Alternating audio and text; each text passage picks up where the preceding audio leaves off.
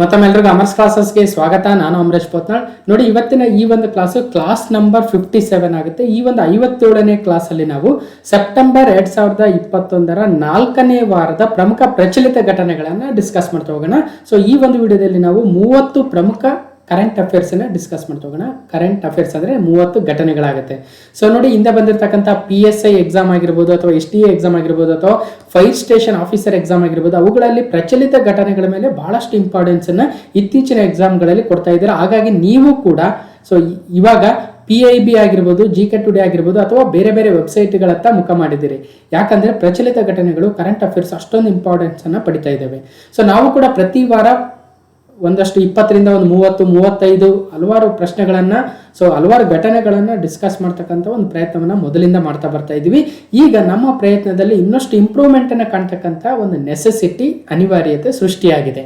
So ಹಾಗಾಗಿ ಹಿಂದೆ ನಾವು ಕೇವಲ ಒಂದು 30 ಪ್ರಶ್ನೆಗಳಿಗೆ 1 hour 1.5 hour ಡಿಸ್ಕಷನ್ ಮಾಡ್ತಾ ಇದ್ವಿ. ಯಾಕೆ ಆ ಒಂದು ಡಿಸ್ಕಷನ್ ಇಂಪಾರ್ಟೆಂಟ್ ಆಗಿತ್ತು ಅಂತ ಇವಾಗ ಗೊತ್ತಾಗ್ತಾ ಇದೆ. ಸೊ ಹಾಗಾಗಿ ನೋಡೋಣ, PIB ಇಂದ ಅಥವಾ ಸೊ ಹಲವಾರು ಸೋರ್ಸಸ್ ಇಂದ ನಾನು ಯಾವಾಗಲೇ ತರ್ತಾ ಇದ್ದೆ. ಸೊ ನೀವು ಕೇಳ್ತಾ ಇದ್ರಿ ಸರ್ ಯಾವ ಸೋರ್ಸ್ ಅಂತ. ಸೊ ಹಾಗಾಗಿ ಬಹಳಷ್ಟು ಕ್ವಶನ್ಸ್ ಬಂದಿದ್ದಾವೆ, ಬಟ್ ಎಲ್ಲ ಕ್ವಶನ್ಸು ಬಂದಿದ್ದಾವೆ ಅಂತ ನಾನು ಹೇಳಕ್ ಹೋಗಲ್ಲ. ಸೊ ಅದು ಬೇಕಾಗೂ ಇಲ್ಲ. ಸೊ ಅಷ್ಟು ಕ್ವಶನ್ಸ್ನ ಕವರ್ ಮಾಡೋಕ್ಕೆ ಸಾಧ್ಯನೇ ಇಲ್ಲ. ಯಾಕೆ ಅಂತ ನಾನು ಹಿಂದೆ ಒಂದು ವಿಡಿಯೋ ಮಾಡಿದ್ದೀನಿ, ಇದಕ್ಕಿಂತ ಹಿಂದೆ. ಸೊ ಇದೇ ಒಂದು ವಿಡಿಯೋ ಮಾಡಬೇಕಾದ್ರೆ ಆ ಎಲ್ಲ ವಿಚಾರಗಳನ್ನು ಮಾತಾಡಿದ್ದೀನಿ. ಅದನ್ನು ಸಪ್ರೇಟ್ ಈ ಒಂದು current affairs video very lengthy ಆಗುತ್ತೆ ಅಂತ ಸೊ ಅದನ್ನು ಕಟ್ ಮಾಡಿ ಬೇರೆನೇ ಒಂದು ವಿಡಿಯೋ ಮಾಡಿ ಹಾಕಿದ್ದೀನಿ, ಹೋಗಿ ನೋಡ್ಬೋದು. ಓಕೆ, ಹಾಗಾದ್ರೆ 2021 4ನೇ ವಾರದ ಪ್ರಮುಖ ಪ್ರಚಲಿತ ಘಟನೆಗಳನ್ನ ನೋಡ್ತಾ ಹೋಗೋಣ. ಸೊ ಇಲ್ಲಿ ನನ್ನ ಒಂದು ಕಿರು ಪರಿಚಯ ಇದೆ, ನಿಮ್ಗೆಲ್ಲ ಗೊತ್ತಿದೆ. ಮುಂದೆ ಹೋಗೋಣ. ಸೊ ಒಂದೆರಡು ಅಪ್ಡೇಟ್ಸ್ ಇದಾವೆ. ಈ ಅಪ್ಡೇಟ್ಸ್ಗಳ ಬಗ್ಗೆನೇ ನಾನು ಹಿಂದಿನ ವಿಡಿಯೋದಲ್ಲಿ ಮಾತಾಡ್ಬೇಕಾದ್ರೆ ಸೊ ಆ ಲೆಂತಿ ಆಗ್ಬಿಡ್ತು. ಸೊ ಹಾಗಾಗಿ ಅದನ್ನು ಕಟ್ ಮಾಡಿ ಸೊ ಸಪ್ರೇಟ್ ಆಗಿ ವಿಡಿಯೋ ಅಪ್ಲೋಡ್ ಮಾಡಿದ್ದೀನಿ. ಸೊ ಏನೇನು ಅಪ್ಡೇಟ್ಸು ಅದೆಲ್ಲವನ್ನು ನೀವು ಅಲ್ಲಿ ನೋಡ್ಬೋದು. 545 ಎಕ್ಸಾಮ್ ಯಾವ ಥರ ಇತ್ತು, ಸೊ ಯಾಕೆ ಅದು ಡಿಫಿಕಲ್ಟ್ ಆಗಿತ್ತು, ಮತ್ತು 402 PSI ಎಕ್ಸಾಮ್ಗೆ ಯಾವ ರೀತಿಯಾಗಿ ರೆಡಿ ಆಗಬೇಕು, ಸೊ ಅದೆಲ್ಲವನ್ನು ನಾನು ಆ ವಿಡಿಯೋದಲ್ಲಿ ಮಾತಾಡಿದ್ದೀನಿ. ಸೊ ಹಾಗಾಗಿ ನೀವು ಆ ವಿಡಿಯೋನ ನೋಡ್ಬೋದು. ಇನ್ನು ಸೊ ಎಲ್ರಿಗೂ ವಿಜಯದಶಮಿ ಹಬ್ಬದ ಶುಭಾಶಯಗಳು. ಸತ್ಯ ಬಾಳುತ್ತೆ, ಒಳ್ಳೆಯತನ ಎಂದಿಗೂ ಗೆಲ್ಲುತ್ತೆ, ಅದರ ಸಂಕೇತವೇ ವಿಜಯದಶಮಿಯ ಆಚರಣೆ. ನಿಮಗೂ ನಿಮ್ಮ ಕುಟುಂಬಕ್ಕೂ ದಸರಾ ಹಬ್ಬದ ಶುಭಾಶಯಗಳು. ಸತ್ಯ ಯಾವತ್ತೂ ಬಾಳುತ್ತೆ, ಸೊ ಅದು ಲೇಟ್ ಆಗಾದ್ರೂ ಸೊ ಅದೇ ಶಾಶ್ವತ ಅಂತಕ್ಕಂಥದ್ದು, ಮತ್ತು ಒಳ್ಳೆಯತನ ಎಂದಿಗೂ ಗೆಲ್ಲುತ್ತೆ ಅನ್ನೋದು ಕೂಡ ಇಲ್ಲಿ ಗೊತ್ತಾಗುತ್ತೆ. ಸೊ ಹಾಗಾಗಿ ಮತ್ತೊಮ್ಮೆ ಎಲ್ರಿಗೂ ದಸರಾ ಹಬ್ಬದ ಶುಭಾಶಯಗಳು. ಸೊ ದಸರಾ ಮತ್ತು ನವರಾತ್ರಿ ಹಬ್ಬದ ಶುಭಾಶಯಗಳು. ಸೊ ಅಪ್ಡೇಟ್ ಏನು ಅಂದರೆ, ಸ್ವಲ್ಪ ದಿನ ವಿಡಿಯೋಸ್ಗೆ ರಜೆ, ಅಂದರೆ ಯೂಟ್ಯೂಬಲ್ಲಿ ವೀಡಿಯೋಸು ಸ್ವಲ್ಪ ದಿವಸ ಅಪ್ಲೋಡ್ ಆಗಲ್ಲ. ಹಾಗಾಗಿ ಹಿಂದೆ ಒಂದು ಮಾಡಿರ್ತಕ್ಕಂಥ ವಿಡಿಯೋಗಳನ್ನು ನೋಡಿ, ಯಾವ್ಯಾವ ಸ್ಕಿಪ್ ಆಗಿದ್ದೋ ಅವನ್ನ ನೋಡಿ ಅಂತ ಹೇಳ್ತಾ, ಸೊ ಯಾಕೆ ವಿಡಿಯೋಸ್ ಮಾಡಲ್ಲ ಸ್ವಲ್ಪ ದಿವಸ ಅಂದರೆ, ಸೊ ನಾನು ಕೂಡ ಹಬ್ಬಕ್ಕೆ ಊರಿಗೆ ಹೋಗ್ತಾ ಇದ್ದೀನಿ. ಯಾವ ಊರು ಅನ್ನೋದು ಕೂಡ ನಿಮ್ಗೆ ಗೊತ್ತಿರುತ್ತೆ. ಸೊ ನೋಡಿ, ಈ ಕಡೆ ತುಂಗಭದ್ರಾ ನದಿ ಇರುತ್ತೆ, ಈ ಕಡೆ ಕೃಷ್ಣ ನದಿ ಇರುತ್ತೆ. ಸೊ ಅವೆರಡರ ಮಧ್ಯೆ ಇರ್ತಕ್ಕಂಥ ಕರ್ನಾಟಕದ ಪ್ರದೇಶ ಯಾವುದು ಅಂದರೆ ಸೊ ರಾಯಚೂರು ಜಿಲ್ಲೆ. ಸೊ ಹಾಗಾಗಿ ನಮ್ಮ ಊರು ರಾಯಚೂರಿಗೆ ಹೋಗ್ತಾ ಇದ್ದೀನಿ ಹಬ್ಬಕ್ಕೆ. ಸೊ ಹಾಗಾಗಿ ಸ್ವಲ್ಪ ದಿವಸ ವೀಡಿಯೋಸ್ ಅಪ್ಲೋಡ್ ಆಗಲ್ಲ. ಸೊ ಹಾಗಾಗಿ ಆಲ್ರೆಡಿ ಮಾಡಿರ್ತಕ್ಕಂಥ ವೀಡಿಯೋಸ್ನ ಪ್ಲೇ ಲಿಸ್ಟಲ್ಲಿ ಹೋಗಿ ನೋಡ್ಬೋದು. ಇದು ಅಪ್ಡೇಟ್ ಆಗಿತ್ತು. ಸೊ ಇನ್ನು ಈ ಒಂದು ಅಪ್ಡೇಟ್ ಕೂಡ, ಸೊ ಇವೆಲ್ಲ ಕಮೆಂಟ್ಸ್ ಏನೇನು ಬಂದಿದ್ವು, ಹೇಗೆ ಪ್ರಿಪೇರ್ ಆಗಬೇಕು 402ಗೆ, ನಿಮ್ಮ ಕರೆಂಟ್ ಅಫೇರ್ಸಿಂದ ಎಷ್ಟು ಬಂದಿದ್ವು, ಸೊ ಬಂದಿದ್ವಾ ಇಲ್ವಾ ಅಂತ ಕೇಳಿದ್ರಿ. ಸೊ ಅದೆಲ್ಲವನ್ನ ಮಾತಾಡಿದ್ದೀನಿ ನಾನು ಹಿಂದಿನ ಒಂದು ವಿಡಿಯೋದಲ್ಲಿ. ಸೊ ಹೋಗಿ ನೋಡ್ಬೋದು. ಈ ಕರೆಂಟ್ ಅಫೇರ್ಸ್ ಮೇಲೆ ಮಾತಾಡಬೇಕಾದ್ರೆ ಇದೆಲ್ಲವನ್ನ ಸೊ ಡಿಸ್ಕಸ್ ಮಾಡಿರೋದ್ರಿಂದ ಅದನ್ನ ಕಟ್ ಮಾಡಿ ಸೊ ಬೇರೆ ಕಡೆನೇ ಹಾಕಿದ್ದೀನಿ. ಯಾಕಂದ್ರೆ ಕರೆಂಟ್ ಅಫೇರ್ಸ್ ಬೇಕು ಅಂತ ನೋಡ್ಕೊಂಬರೋರಿಗೆ ಆ ಪುರಾಣ ಎಲ್ಲ ಬೇಕಾಗಿರಲ್ಲ. ಸೊ ಅದಕ್ಕೋಸ್ಕರ ಅದೆಲ್ಲವನ್ನ ಸಪ್ರೇಟ್ ಕಟ್ ಮಾಡಿ ಬೇರೆ ಕಡೆ ಹಾಕಿದ್ದೀನಿ. ಸೊ ನೀವು ಹೋಗಿ ನೋಡ್ಬೋದು ಇಂಟ್ರೆಸ್ಟೆಡ್ ಇದ್ರೆ. ಓಕೆ, ಸೊ ಇನ್ನು ಯಾವ ಕಾಲೇಜಲ್ಲಿ ಓದಿದ್ದೆ ನಾನು ಅಂತ ಸೊ ಇಲ್ಲಿ ಹಾಕಿದ್ದೆ, dedicated for the service of the nation ಅಂತ ಇಂಡಿಯನ್ ಇನ್ಸ್ಟಿಟ್ಯೂಟ್ ಆಫ್ ಟೆಕ್ನಾಲಜಿ ಖರಗ್ಪುರಲ್ಲಿ ಏನಿದೆಯೋ ಆ ಒಂದು ಬಿಲ್ಡಿಂಗ್, ಮೇನ್ ಬಿಲ್ಡಿಂಗ್ ಅಲ್ಲಿ ಹಾಕಿದ್ದಾರೆ. ಸೊ ದೇಶದ ಒಂದು ಸೇವೆಗಾಗಿ ಈ ಒಂದು ಬಿಲ್ಡಿಂಗನ್ನ, ಈ ಒಂದು ಇನ್ಸ್ಟಿಟ್ಯೂಟ್ನ ಮುಡಿಪಾಗಿಟ್ಟಿದ್ರು. ಸೊ ಯಾಕೆ ಏನಂತ ಅಲ್ಲಿ ಮಾತಾಡಿದ್ದೀನಿ, ಮತ್ತೆ ನಾನು ಟೈಮ್ ವೇಸ್ಟ್ ಮಾಡಕ್ಕೆ ಹೋಗಲ್ಲ. ಓಕೆ, ಸೊ ಹಾಗಾದ್ರೆ ನೇರವಾಗಿ 2021 ಸೆಪ್ಟೆಂಬರ್ ತಿಂಗಳ 4ನೇ ವಾರದ ಪ್ರಮುಖ ಪ್ರಚಲಿತ ಘಟನೆಗಳು ಯಾವ್ಯಾವು, ಮತ್ತು ನಾವು ಈ ಒಂದು PSI ಎಕ್ಸಾಮ್ ಅಲ್ಲಿ ಯಾವ ರೀತಿಯಾಗಿ ಘಟನೆಗಳು ಬಂದಿದ್ದು, ಪ್ರಚಲಿತ ಘಟನೆಗಳು, ಅದರಿಂದ ನಾವೇನು ಪಾಠವನ್ನು ಕಲ್ತೀವಿ ಅನ್ನೋದು ಇದರಿಂದ ಗೊತ್ತಾಗ್ತಾ ಹೋಗುತ್ತೆ. ನೋಡೋಣ, ಸೊ ಏನಾದರೂ ಇಂಪ್ರೂವ್ಮೆಂಟ್ ಕಾಣಿಸುತ್ತಾ ನಿಮ್ಗೆ ಅಂತ ನೋಡಿ. ಇತ್ತೀಚೆಗೆ ಕರ್ನಾಟಕ ರಾಜ್ಯದಲ್ಲಿ ನೀಡಲಾದ ಅತ್ಯುತ್ತಮ ಶಾಸಕ ಪ್ರಶಸ್ತಿಯನ್ನು ಯಾರಿಗೆ ನೀಡಿದ್ದಾರೆ, ಯಾಕೆ ನೀಡಿದ್ದಾರೆ, ಯಾರು ನೀಡಿದ್ರು? ಕ್ವಾಡ್ ಶೃಂಗಸಭೆ 2021, ಕ್ವಾಡ್ ಲೀಡರ್ಸ್ ಸಮಿತ್ 2021 ಆಗುತ್ತೆ. ಹಾಗಾದ್ರೆ ಈ ಒಂದು ಕ್ವಾಡ್ ಶೃಂಗಸಭೆ ಎಲ್ಲಿ ನಡೆದಿತ್ತು, ಸೊ ಅದರಲ್ಲಿ ಯಾರು ಭಾಗವಹಿಸಿದ್ರು, ಇವೆಲ್ಲವುಗಳು ಇಂಪಾರ್ಟೆಂಟ್ ಆಗ್ತವೆ. ಸ್ಟೇಟ್ಮೆಂಟ್ ವೈಸ್ ಬರ್ತಾ ಇದ್ದಾವೆ. ವಿಶ್ವಸಂಸ್ಥೆ 2021 ಸಾಮಾನ್ಯ ಸಭೆಯ ಮಹಾ ಅಧಿವೇಶನ ಸೊ ಎಲ್ಲಿ ನಡೆಯಿತು? United Nations General Assembly meeting, UNGA meeting. ಹೊಸ ದಾಖಲೆ ಬರೆದ ಭಾರತದ ಷೇರುಪೇಟೆಯ ಸಂವೇದಿ ಸೂಚ್ಯಂಕಗಳು ಅಂದರೆ ಶೇರ್ ಮಾರ್ಕೆಟ್ ಅಲ್ಲಿ ಇರ್ತಕ್ಕಂಥ ಸೆನ್ಸೆಕ್ಸ್, ನಿಫ್ಟಿಗಳು ಈಗ ಹೊಸ ದಾಖಲೆಯನ್ನು ಬರಿತಾ ಇದ್ದಾವೆ. ಗುಲಾಬ್ ಚಂಡಮಾರುತ ಈಗ ಈಸ್ಟ್ ಕೋಸ್ಟ್ ಕಡೆ ಬಂದಿತ್ತು, ನಂತರ ಅದು ಶಹೀನ್ ಚಂಡಮಾರುತವಾಗಿ ನಮ್ಮ ಪಶ್ಚಿಮ ಕರಾವಳಿಗೂ ಹೊಡೆಯುತ್ತೆ ಅಂತ ಸುದ್ದಿ ಇದೆ. ಶಾಂತಿ ಸ್ವರೂಪ ಭಟ್ನಾಗರ್ ಅವಾರ್ಡ್ 2021 ಯಾರ್ಯಾರಿಗೆ ಬಂದಿದ್ದಾವೆ? ದಾಖಲೆಯ 100ನೇ ಕಾರ್ ರೇಸ್ ಗೆದ್ದ ಲೇವಿಸ್ ಹ್ಯಾಮಿಲ್ಟನ್. ಭಾರತದ ಜೋಜಿಲ್ಲಾ ಪಾಸು ಅಥವಾ ಜೋಜಿಲ್ಲಾ ಸುರಂಗ ಏಷ್ಯಾದಲ್ಲಿ ಅತಿ ಉದ್ದದ ಸುರಂಗವಾಗುತ್ತೆ. ಸೊ ಅದ್ರ ಬಗ್ಗೆ ತಿಳ್ಕೊಳ್ಳೋಣ. 2021ನೇ ಸಾಲಿನ ಮೈಸೂರು ದಸರಾ ಉತ್ಸವದ ಉದ್ಘಾಟಕರಾಗಿ ಯಾರು ಆಯ್ಕೆಯಾಗಿದ್ದಾರೆ? PM ಪೋಷಣ್ ಸ್ಕೀಮು, ಜಪಾನ್ನ ನೂತನ ಪ್ರಧಾನಿ ಯಾರು ಆಯ್ಕೆಯಾಗಿದ್ದಾರೆ? 2021 ಮಹಾತ್ಮ ಗಾಂಧಿ ಸೇವಾ ಪ್ರಶಸ್ತಿಯನ್ನ ಯಾರ್ಯಾರಿಗೆ ನೀಡಿದ್ದಾರೆ? ಫಸ್ಟ್ ಆಫ್ ಆಲ್ ಈ ಒಂದು ಸೇವಾ ಪ್ರಶಸ್ತಿಯನ್ನ ಯಾವ ಸಂಸ್ಥೆ, ಯಾವ ಸರ್ಕಾರ ನೀಡುತ್ತೆ? ಪಂಡಿತ್ ಬಸವರಾಜ್ ರಾಜಗುರು ಪ್ರಶಸ್ತಿ 2021 ವಿಶ್ವ ಹೃದಯ ದಿನ ಮತ್ತು 2021 ರೈಟ್ ಲೈವ್ಲಿಹುಡ್ ಪ್ರಶಸ್ತಿ ವೆರಿ ವೆರಿ ಇಂಪಾರ್ಟೆಂಟ್ ಆಗುತ್ತೆ. ಅದಾದ ನಂತರ ಉದ್ಯಮಿಯಾಗೂ ಉದ್ಯೋಗ ಕೊಡುವಂತಕ್ಕಂಥದ್ದು ಒಂದು ಕರ್ನಾಟಕದ ನೂತನ ಕಾರ್ಯಕ್ರಮವಾಗುತ್ತೆ. ಹಾಗಾದ್ರೆ ಯಾವ ಇಲಾಖೆ ಇದನ್ನು ತರ್ತಾ ಇದೆ? ಆಕಾಶ್ ಪ್ರೈಮ್ ಕ್ಷಿಪಣಿ, ನಾಟ್ ಅಗ್ನಿ ಪ್ರೈಮು ಮೊನ್ನೆ PSI ಎಕ್ಸಾಮ್ ಅಲ್ಲಿ ಕೇಳಿದ್ರು, ಸ್ಟೇಟ್ಮೆಂಟ್ ವೈಸ್ ಕೇಳಿದ್ರು, ಅದನ್ನ ಯಾರು ಉಡಾವಣೆ ಮಾಡಿದ್ರು ಅಥವಾ ಅದು ಎಷ್ಟು ಕಿಲೋಮೀಟರ್ ರೇಂಜ್ ಇರುತ್ತೆ. ಸೊ ಹೀಗೆ ಸ್ಟೇಟ್ಮೆಂಟ್ ವೈಸ್ ಕೇಳಿದ್ರು, ಡಿಫಿಕಲ್ಟ್ ಅನ್ಸಿತ್ತು. ಈಗ ಆಕಾಶ್ ಪ್ರೈಮ್ ಕ್ಷಿಪಣಿ. ನೆಕ್ಸ್ಟ್ ಟುನೀಷಿಯಾದ ಮೊದಲ ಮಹಿಳಾ ಪ್ರಧಾನಿ. ಸೊ ಯಾರು? ಜ್ಞಾನಪೀಠ ಪ್ರಶಸ್ತಿ ಪುರಸ್ಕೃತರು ಓದಿದ ಶಾಲೆಗಳ ಅಭಿವೃದ್ಧಿ ಕರ್ನಾಟಕ ಸರ್ಕಾರ ಹೇಳ್ತಾ ಇದೆ. ಹಾಗಾದ್ರೆ ಜ್ಞಾನಪೀಠ ಪ್ರಶಸ್ತಿ ಯಾರ್ಯಾರು ಪಡೆದಿದ್ರು ಅಂತ ಒಂದು ಲಿಸ್ಟ್ ಕೊಟ್ಟಿದ್ರು ಮೊನ್ನೆ PSI ಎಕ್ಸಾಮ್ ಅಲ್ಲಿ, ನೀವು ಸರಿಯಾಗಿ ಆನ್ಸರ್ ಕೊಟ್ಟಿರ್ತೀರ. ನೆಕ್ಸ್ಟ್ ಡಿಜಿಟಲ್ ಆರೋಗ್ಯ ಕಾರ್ಡ್ ವಿತರಣೆಗೆ ಪ್ರಧಾನಿ ಚಾಲನೆಯನ್ನು ನೀಡಿದ್ದಾರೆ. ಹಾಗಾದ್ರೆ ಆಯುಷ್ಮಾನ್ ಭಾರತ್ ಡಿಜಿಟಲ್ ಈ ಒಂದು ಕಾರ್ಡ್ ಆಗಿರ್ಬೋದು, ಅವುಗಳ ಬಗ್ಗೆ ನೋಡೋಣ. 2021 73ನೇ ME ಪ್ರಶಸ್ತಿಗಳು. ಹಾಗಾದ್ರೆ ME ಪ್ರಶಸ್ತಿಗಳನ್ನ ಯಾವ ಕ್ಷೇತ್ರದ ಸಾಧನೆಗಾಗಿ ನೀಡ್ತಾರೆ, ಯಾರು ನೀಡ್ತಾರೆ? ಹಿರಿಯ ನಾಗರಿಕರ ಸಹಾಯಕ್ಕಾಗಿ ಸಹಾಯವಾಣಿ, ಅಮೃತ ಗ್ರ್ಯಾಂಡ್ ಚಾಲೆಂಜ್ ಪ್ರೋಗ್ರಾಮ್, ಜನಕೇರು. ಹಾಗಾದ್ರೆ ಜನಕೇರು, ಅಮೃತ ಗ್ರ್ಯಾಂಡ್ ಚಾಲೆಂಜ್ ಪ್ರೋಗ್ರಾಮ್ ಅಂದ್ರೇನು?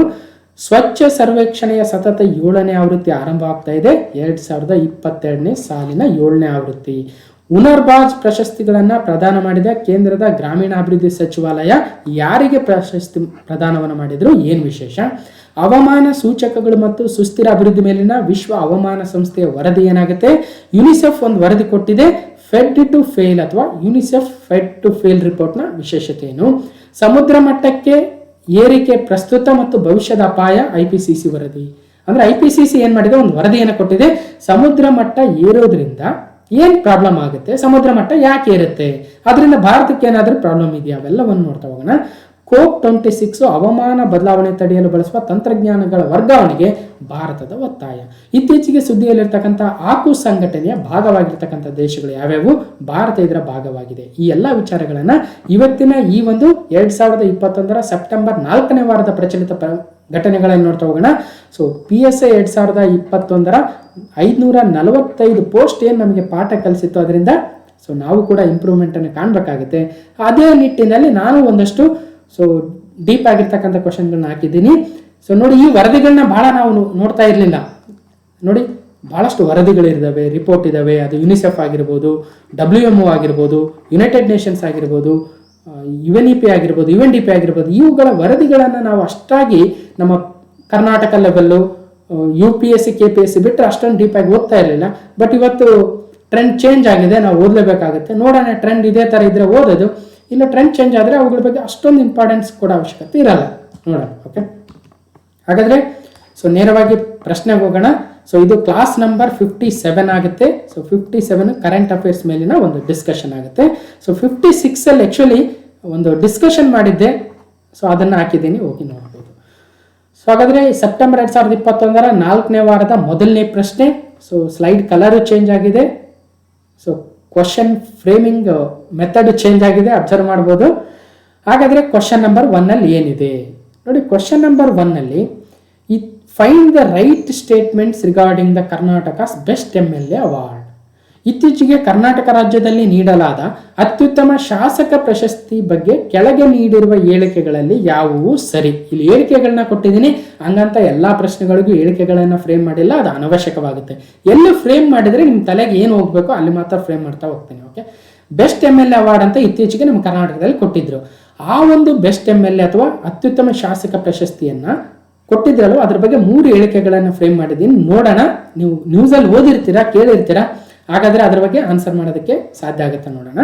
ಮೊದಲನೇ ಹೇಳಿಕೆ, ಇದು ಕರ್ನಾಟಕದಲ್ಲಿ ಮಂತ್ರಿಗಳನ್ನ ಹೊರತುಪಡಿಸಿ ಕೇವಲ ಶಾಸಕರಿಗೆ ನೀಡುವ ಪ್ರಶಸ್ತಿಯಾಗಿದೆ. ಅಂದ್ರೆ ಮಿನಿಸ್ಟರ್ಸ್ನ ಹೊರಗಿಡ್ತಾರೆ, ಕೇವಲ MLAಗಳಿಗೆ ಮಾತ್ರ, ಮಿನಿಸ್ಟರ್ ಅಲ್ಲದೆ ಇರ್ತಕ್ಕಂಥ ಶಾಸಕರಿಗೆ ಮಾತ್ರ ಈ ಪ್ರಶಸ್ತಿಯನ್ನ, ಅತ್ಯುತ್ತಮ ಶಾಸಕ ಪ್ರಶಸ್ತಿಯನ್ನ, ಬೆಸ್ಟ್ MLA ಅವಾರ್ಡ್ ಅನ್ನ ನೀಡ್ತಾರೆ ಅನ್ನೋದು ಮೊದಲನೇ ಹೇಳಿಕೆ. ಸರಿನಾ ತಪ್ಪ ನೋಡೋಣ. ಆಮೇಲೆ ಇದೇ ಮೊದಲ ಬಾರಿಗೆ ಈ ಪ್ರಶಸ್ತಿಯನ್ನ ನೀಡ್ತಾ ಇರೋದು, ಅಂದ್ರೆ 2021ರಲ್ಲಿ ಇವಾಗ ನೀಡ್ತಾ ಇದ್ದಾರೆ. ಇದನ್ನ ಹಿಂದೆ ಯಾವಾಗಲೂ ಬೆಸ್ಟ್ MLA ಅವಾರ್ಡ್ ಅಂತ ಇರಲಿಲ್ಲ ಅನ್ನೋದು ಎರಡನೇ ಹೇಳಿಕೆ ಆಗುತ್ತೆ. ಮೂರನೇದು, ಈ ಪ್ರಶಸ್ತಿಯನ್ನ ರಾಜ್ಯಸಭೆ ಅಧ್ಯಕ್ಷರಾದ ವೆಂಕಯ್ಯ ನಾಯ್ಡುರವರು ಮಾಜಿ ಮುಖ್ಯಮಂತ್ರಿ ಯಡಿಯೂರಪ್ಪನವರಿಗೆ ಪ್ರದಾನ ಮಾಡಿದರು. ನೋಡಿ, ಇಲ್ಲಿ ಕನ್ಫ್ಯೂಷನ್ ಇದೆ. ಹೌದು, ವೆಂಕಯ್ಯ ನಾಯ್ಡು ಅವರು ನಮ್ಮ ಉಪರಾಷ್ಟ್ರಪತಿಗಳು, ರಾಜ್ಯಸಭೆ ಅಧ್ಯಕ್ಷರು, ಮತ್ತು ಈ ಒಂದು ವರ್ಷದ ಬೆಸ್ಟ್ MLA ಅವಾರ್ಡ್ಗೆ ಯಡಿಯೂರಪ್ಪನವರೇ ಒಂದು ಆಯ್ಕೆ ಆಗಿದ್ದಾರೆ. ಎರಡೂ ಸರಿಯಾಗಿದ್ದಾವೆ. ಬಟ್ ವೆಂಕಯ್ಯ ನಾಯ್ಡುರವರು ಯಡಿಯೂರಪ್ಪನವರಿಗೆ ಪ್ರದಾನ ಮಾಡಿಲ್ಲ. ಸೊ ಹಾಗಾಗಿ ಒಂದು ಮಾತ್ರ ಸರಿ, ಎರಡು ಮಾತ್ರ ಸರಿ, ಒಂದು ಮತ್ತು ಎರಡು ಮಾತ್ರ ಸರಿ, ಎರಡು ಮತ್ತು ಮೂರು ಮಾತ್ರ ಸರಿ ಅಂತಕ್ಕಂಥ ABCDಗಳಲ್ಲಿ ಯಾವುದು ಸರಿಯಾದ ಉತ್ತರ? ನಾವೇನ್ ಮಾಡ್ತಾ ಇದ್ವಿ ಇಷ್ಟು ದಿನ? Best MLA award, best MLA award ಅಥವಾ ಅತ್ಯುತ್ತಮ ಶಾಸಕ ಪ್ರಶಸ್ತಿ ಯಾರು? BSY ಅಂದ್ಬಿಟ್ಟು ಬರ್ಕೊಂಡು ಮುಂದೆ ಹೋಗ್ತಾ ಇದ್ವಿ. ಕ್ವಶನ್ ಈ ತರ ಬಂದ್ಬಿಡ್ತು, ಏನ್ ಮಾಡೋದು? ಅದ್ರ ಬಗ್ಗೆ ಗೊತ್ತಿದೆ, ಬಟ್ ಇಲ್ಲಿ ಸರಿಯಾದ ಹೇಳಿಕೆಯನ್ನು ಗುರುತು ಮಾಡಕ್ ಆಗ್ತಾ ಇಲ್ಲ. ಯಾಕಂದ್ರೆ ಡೀಪ್ ಆಗಿ ನೋಡಿರ್ಲಿಲ್ಲ, ಬರೀ ಒಂದ್ ಲೈನ್ ಇರ್ತಾ ಇತ್ತು. ಏನಂತ? ಇತ್ತೀಚೆಗೆ ಕರ್ನಾಟಕ ರಾಜ್ಯದಲ್ಲಿ ನೀಡಲಾದ ಅತ್ಯುತ್ತಮ ಶಾಸಕ ಪ್ರಶಸ್ತಿಯನ್ನು ಯಾರಿಗೆ ನೀಡಿದ್ದಾರೆ? ಬಸವರಾಜ ಬೊಮ್ಮಾಯಿ, HD ಕುಮಾರಸ್ವಾಮಿ, ಸಿದ್ದರಾಮಯ್ಯ, ಯಡಿಯೂರಪ್ಪ ಅಂತ ಹೋಗ್ಬಿಡ್ತಾ ಇದ್ವಿ, ಮುಂದಕ್ಕೆ ಹೋಗ್ತಾ ಇದ್ವಿ. ಬಟ್ ಪ್ರಶ್ನೆ ಈ ತರ ಬಂದ್ರೆ ಸೊ ಟೈಮ್ ಹಿಡಿಯುತ್ತೆ, ಬಟ್ ಇದು ಶಾಶ್ವತವಾಗಿರುತ್ತೆ. ಸೊ ಇದೇ ಫೈನಲ್ ಅನ್ನಂಗೆ ಅಲ್ವಾ? ಸೊ ಈ ತರ ಓದಿದಾಗ ಯಾವುದೇ ಎಕ್ಸಾಮ್ ಟ್ರೆಂಡ್ ಯಾವ ತರ ಚೇಂಜ್ ಆಗಲಿ, ಕ್ವಶನ್ ಯಾವ ತರ ಬರಲಿ, ಆನ್ಸರ್ ಮಾಡ್ಬೋದು. ಹಂಗಂತ ಇದ್ರಂಗೆ ನೂರಾರು ಪ್ರಶ್ನೆಗಳು, ಸಾವಿರಾರು ಪ್ರಶ್ನೆಗಳು ಇರ್ತವೆ, ಎಲ್ಲನೂ ಓದಕ್ಕಾಗುತ್ತಾ? ಸೊ ಅದು ಅವರವರ ಒಂದು ಎಷ್ಟು ಅವರ್ ಎಫರ್ಟ್ ಹಾಕ್ತೀರಾ, ಎಷ್ಟು ನೆನ್ಪಿಟ್ಕೊಳ್ತೀರಾ, ಸೊ ಎಷ್ಟು ಯಾವ ರೀತಿಯಾಗಿ ನೆನ್ಪಿಟ್ಕೊಳ್ತೀರಾ ಅದ್ರ ಮೇಲೆ ಡಿಪೆಂಡ್ ಆಗುತ್ತೆ. ಸೊ ಕರೆಂಟ್ ಇವೆಂಟ್ಸ್ ಮೇಲೇ ಓದ್ತಾ ಹೋದ್ರೆ ಬರೀ ಕರೆಂಟ್ ಇವೆಂಟ್ಸ್ ಓದೋಕ್ಕೆ ಸಾಕಾಗಲ್ಲ.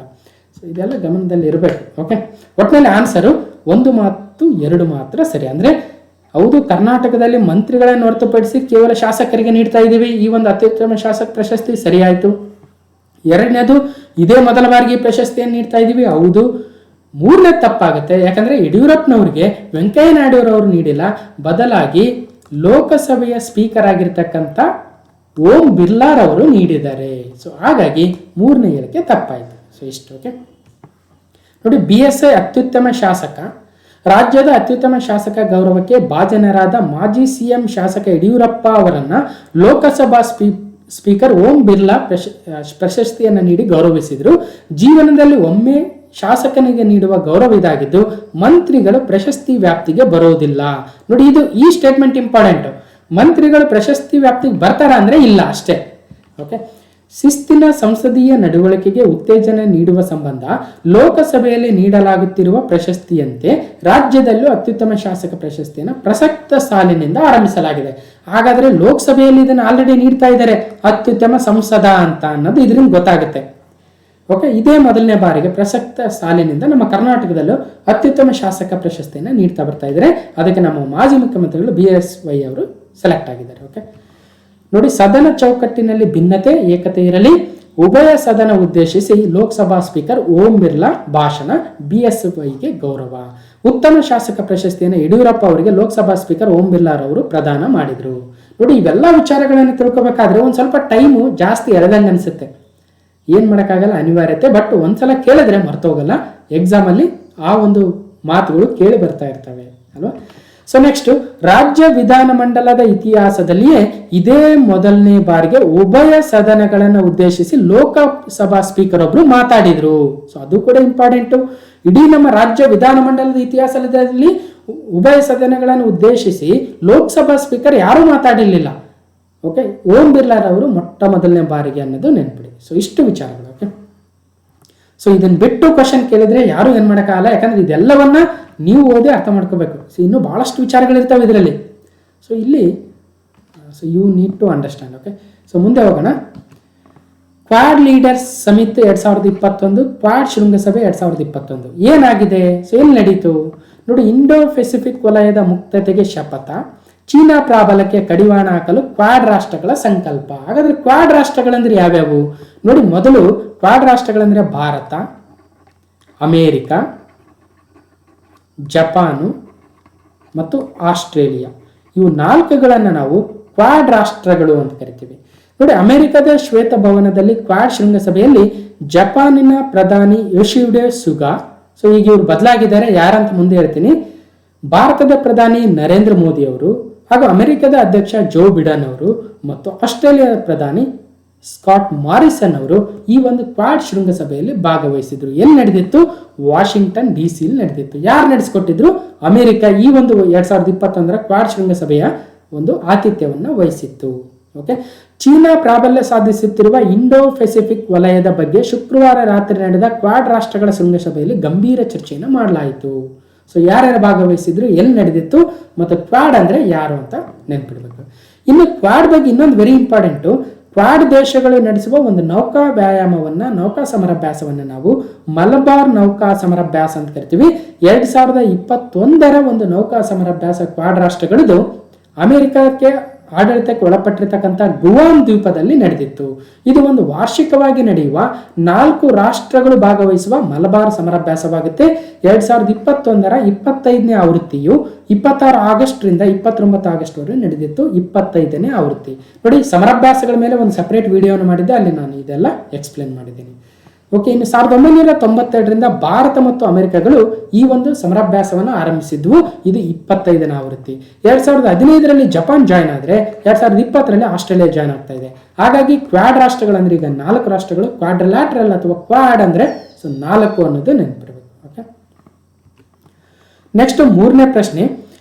So find the right statements regarding the United Nations General Assembly meeting. 2021ರಲ್ಲಿ ಇತ್ತೀಚೆಗೆ ನಡೆದ ವಿಶ್ವಸಂಸ್ಥೆಯ 2021 ಸಾಮಾನ್ಯ ಸಭೆಯ ಮಹಾ ಅಧಿವೇಶನದ ಕುರಿತು ಸರಿಯಾದ ಹೇಳಿಕೆಗಳನ್ನು ಗುರುತಿಸಿ.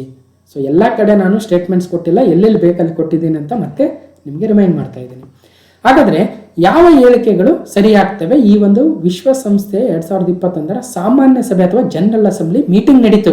ನಮ್ಮ ಮೋದಿ ಅವರು ಸಹಿತ ಅದರಲ್ಲಿ ಭಾಗವಹಿಸಿದ್ರು. ಹಾಗಾದ್ರೆ ಯಾವ ಯಾವ ಹೇಳಿಕೆಗಳಿದಾವೆ? ಮೊದಲನೇ ಹೇಳಿಕೆ ನೋಡೋಣ. ಇದು ವಿಶ್ವಸಂಸ್ಥೆಯ ಪ್ರಧಾನ ಕಚೇರಿ ಇರುವ ಅಮೆರಿಕದ ನ್ಯೂಯಾರ್ಕ್ ನಲ್ಲಿ ನಡೆಯಿತು. ಎಲ್ಲಿ ನಡೆಯಿತು? ಅಮೆರಿಕದ ನ್ಯೂಯಾರ್ಕ್ ಅಲ್ಲಿ ನಡೆಯಿತು. ಹಾಗಾದ್ರೆ ಅಲ್ಲಿ ವಿಶ್ವಸಂಸ್ಥೆಯ ಪ್ರಧಾನ ಕಚೇರಿ ಇದೆ. ನೋಡಿ, ಎಷ್ಟು ನಾಲೆಜ್ ಗೇನ್ ಆಗ್ತಾ ಇದೆ. ಇದು ಸರಿನಾ? ಎರಡನೇದು, ಇದು ಸಾಮಾನ್ಯ ಸಭೆಯ 76ನೇ ಅಧಿವೇಶನವಾಗಿತ್ತು. ಹಾಗಾದ್ರೆ ಯುನೈಟೆಡ್ ನೇಷನ್ ಜನರಲ್ ಅಸೆಂಬ್ಲಿಯ 76th ಮೀಟಿಂಗ್ ಇದು ಅನ್ನೋದು ಗೊತ್ತಿರಬೇಕು. ಮೂರನೇದು, ಇತ್ತೀಚೆಗೆ ವಿಶ್ವಸಂಸ್ಥೆಯ ಸಾಮಾನ್ಯ ಸಭೆಯ ನೂತನ ಅಧ್ಯಕ್ಷರಾಗಿ ಮಾಲ್ಡೀವ್ಸ್ನ ವಿದೇಶಾಂಗ ಸಚಿವರಾದ ಅಬ್ದುಲ್ಲಾ ಶಹೀದ್ ಅವರು ಆಯ್ಕೆಯಾಗಿದ್ರು. ನೋಡಿ, ಇವೆಲ್ಲ ಬೇರೆ ಬೇರೆ ಕರೆಂಟ್ ಇವೆಂಟ್ಸ್ ಕ್ಲಬ್ ಮಾಡಿ ಒಂದರಲ್ಲಿ ಕೊಡ್ತಾ ಇದ್ದೀನಿ. ಸೊ ಎಷ್ಟು ನಾಲೆಜ್ ಗೇನ್ ಆಗುತ್ತೆ ಅಂದ್ರೆ ಕ್ವಶನ್ ಯಾವ ತರ ಬರಲಿ ರೆಡಿ ಆಗಿರ್ಬೇಕು. ಓಕೆ, ಆಯ್ತು. ಇವು 3 ಸರಿಯಾಗಿದ್ದಾವ ಅಥವಾ ಒಂದು ಮಾತ್ರ ಸರಿನಾ? ಕೇವಲ 2-3 ಸರಿನಾ? ಸೊ ಇವೆಲ್ಲ ಬೇರೆ ಬೇರೆ ಆಪ್ಷನ್ಸ್ ರೆಡಿ ಇರ್ತವೆ. ಸೊ ನಾವು ರೆಡಿ ಇರ್ಬೇಕು ಅದಕ್ಕೆ. ಸೊ ಇಲ್ಲಿ ಪ್ರಶ್ನೆ ಸರಿಯಾದ ಉತ್ತರ 3 ಸಹಿತ ಸರಿ. ಹೌದು, ಅಮೆರಿಕದ ನ್ಯೂಯಾರ್ಕ್ ಅಲ್ಲಿ ನಡೆದಿತ್ತು. ಹೌದು, ವಿಶ್ವಸಂಸ್ಥೆ ಪ್ರಧಾನ ಕಚೇರಿ ನ್ಯೂಯಾರ್ಕ್ ಅಲ್ಲೇ ಇದೆ. ಹೌದು, ಇದು ಸಾಮಾನ್ಯ ಸಭೆ 76ನೇ ಸಭೆಯಾಗಿತ್ತು. ಮತ್ತು ಈ ಒಂದು ಸಾಮಾನ್ಯ ಸಭೆ ಅಧ್ಯಕ್ಷತೆಯನ್ನ ಯಾರು ವಹಿಸಿಕೊಂಡಿದ್ರು ಅಂದ್ರೆ ಮಾಲ್ಡೀವ್ಸ್ನ ವಿದೇಶಾಂಗ ಸಚಿವರಾಗಿದ್ದಂತಹ ಅಬ್ದುಲ್ಲಾ ಶಹೀದ್ ಅವರು. ಇವರು ಇತ್ತೀಚೆಗೆ ಈ ಒಂದು ಸಾಮಾನ್ಯ ಸಭೆ ಅಧ್ಯಕ್ಷರಾಗಿ ನೇಮಕಗೊಂಡಿದ್ರು. ಅಬ್ದುಲ್ಲಾ ಶಹೀದ್ ಅವರು ನೆನಪಿಡಬೇಕು. ಓಕೆ, ನೋಡಿ, ಪಾಕ್ ಚೀನಾಗೆ ತಪರಾಕಿಯನ್ನು ಹಾಕಿದರೆ, ಭಯೋತ್ಪಾದನೆ ಕೋವಿಡ್-19 ಮೂಲವನ್ನು ಉಲ್ಲೇಖಿಸಿ ಕಿಡಿಕಾರಿದ್ದಾರೆ ನಮ್ಮ ಪ್ರಧಾನಮಂತ್ರಿಗಳಾದಂತಹ ಮೋದಿ ಅವರು. ಈ ಒಂದು ವಿಶ್ವಸಂಸ್ಥೆಯ ಮಹಾಧಿವೇಶನದಲ್ಲಿ ತಮ್ಮ ಖಡಕ್ ಮಾತನ್ನ ಹೇಳಿದ್ದಾರೆ. ಪ್ರಧಾನಿ ನರೇಂದ್ರ ಮೋದಿ ಅವರು ಪಾಕಿಸ್ತಾನದ ಉಗ್ರ ಪ್ರೇಮ ಮತ್ತು ಚೀನಾದ ಆಕ್ರಮಣಕಾರಿ ನೀತಿ ವಿಸ್ತರಣಾವಾದವನ್ನು ಖಂಡಿಸಲು ಮತ್ತೊಮ್ಮೆ ಜಾಗತಿಕ ವೇದಿಕೆಯನ್ನು ಪರಿಣಾಮಕಾರಿಯಾಗಿ ಬಳಸಿಕೊಂಡರು. ವಿಶ್ವಸಂಸ್ಥೆಯ ಸಾಮಾನ್ಯ ಸಭೆಯ 76ನೇ ಮಹಾಧಿವೇಶನ ನ್ಯೂಯಾರ್ಕ್ ಅಲ್ಲಿ ನಡೆದಿತ್ತು. ಅದರಲ್ಲಿ ಉದ್ದೇಶಿಸಿ ಇಲ್ಲಿ ಮಾತನಾಡಿದ ಅವರು ಪಾಕಿಸ್ತಾನ ಮತ್ತು ಚೀನಾದ ವಿರುದ್ಧ ತೀಕ್ಷ್ಣ ವಾಗ್ದಾಳಿಯನ್ನು ಮಾಡಿದರು. ಕೆಲವು ದೇಶಗಳು ಭಯೋತ್ಪಾದನೆಯನ್ನು ರಾಜಕೀಯ ಸಾಧನವನ್ನಾಗಿ ಬಳಕೆ ಮಾಡ್ಕೊಳ್ತಾ ಇದ್ದೇವೆ, ದುರ್ಬಳಕೆಯನ್ನು ಮಾಡ್ಕೊಳ್ತಾ ಇದ್ದೇವೆ ಅಂತ ಹೇಳಿದ್ರು. ಸೊ ಅವ್ರು ಏನು ಹೇಳಿಕೆ ನೀಡಿದ್ದಾರೆ ಇಂಪಾರ್ಟೆಂಟ್ ಗಿಂತಲೂ ಎಲ್ಲಿ ನಡೆದಿತ್ತು, ಏನಾಗಿತ್ತು, ಯಾರ್ಯಾರು ಭಾಗವಹಿಸಿದ್ರು, ಸೊ ಅದೆಲ್ಲ ಇಂಪಾರ್ಟೆಂಟ್ ಆಗುತ್ತೆ. ವಿಶ್ವಸಂಸ್ಥೆಯ ಸಾಮಾನ್ಯ ಅಧಿವೇಶನದಲ್ಲಿ ಅನಗತ್ಯವಾಗಿ ಕಾಶ್ಮೀರದ ಕುರಿತು ಪ್ರಸ್ತಾಪಿಸಿದ ಪಾಕಿಸ್ತಾನದ ಪ್ರಧಾನಿ ಇಮ್ರಾನ್ ಖಾನ್ ಅವರಿಗೆ ಭಾರತದ ವಿದೇಶಾಂಗ ಸಚಿವಾಲಯದ ಮಹಿಳಾ ಅಧಿಕಾರಿ ಸ್ನೇಹಾ ದುಬೆ ಖಡಕ್ ತಿರುಗೇಟನ್ನು ನೀಡಿದ್ರು. ಯಾರು? ಸ್ನೇಹಾ ದುಬೆ ಅವರು. ಇವರು IFS officer.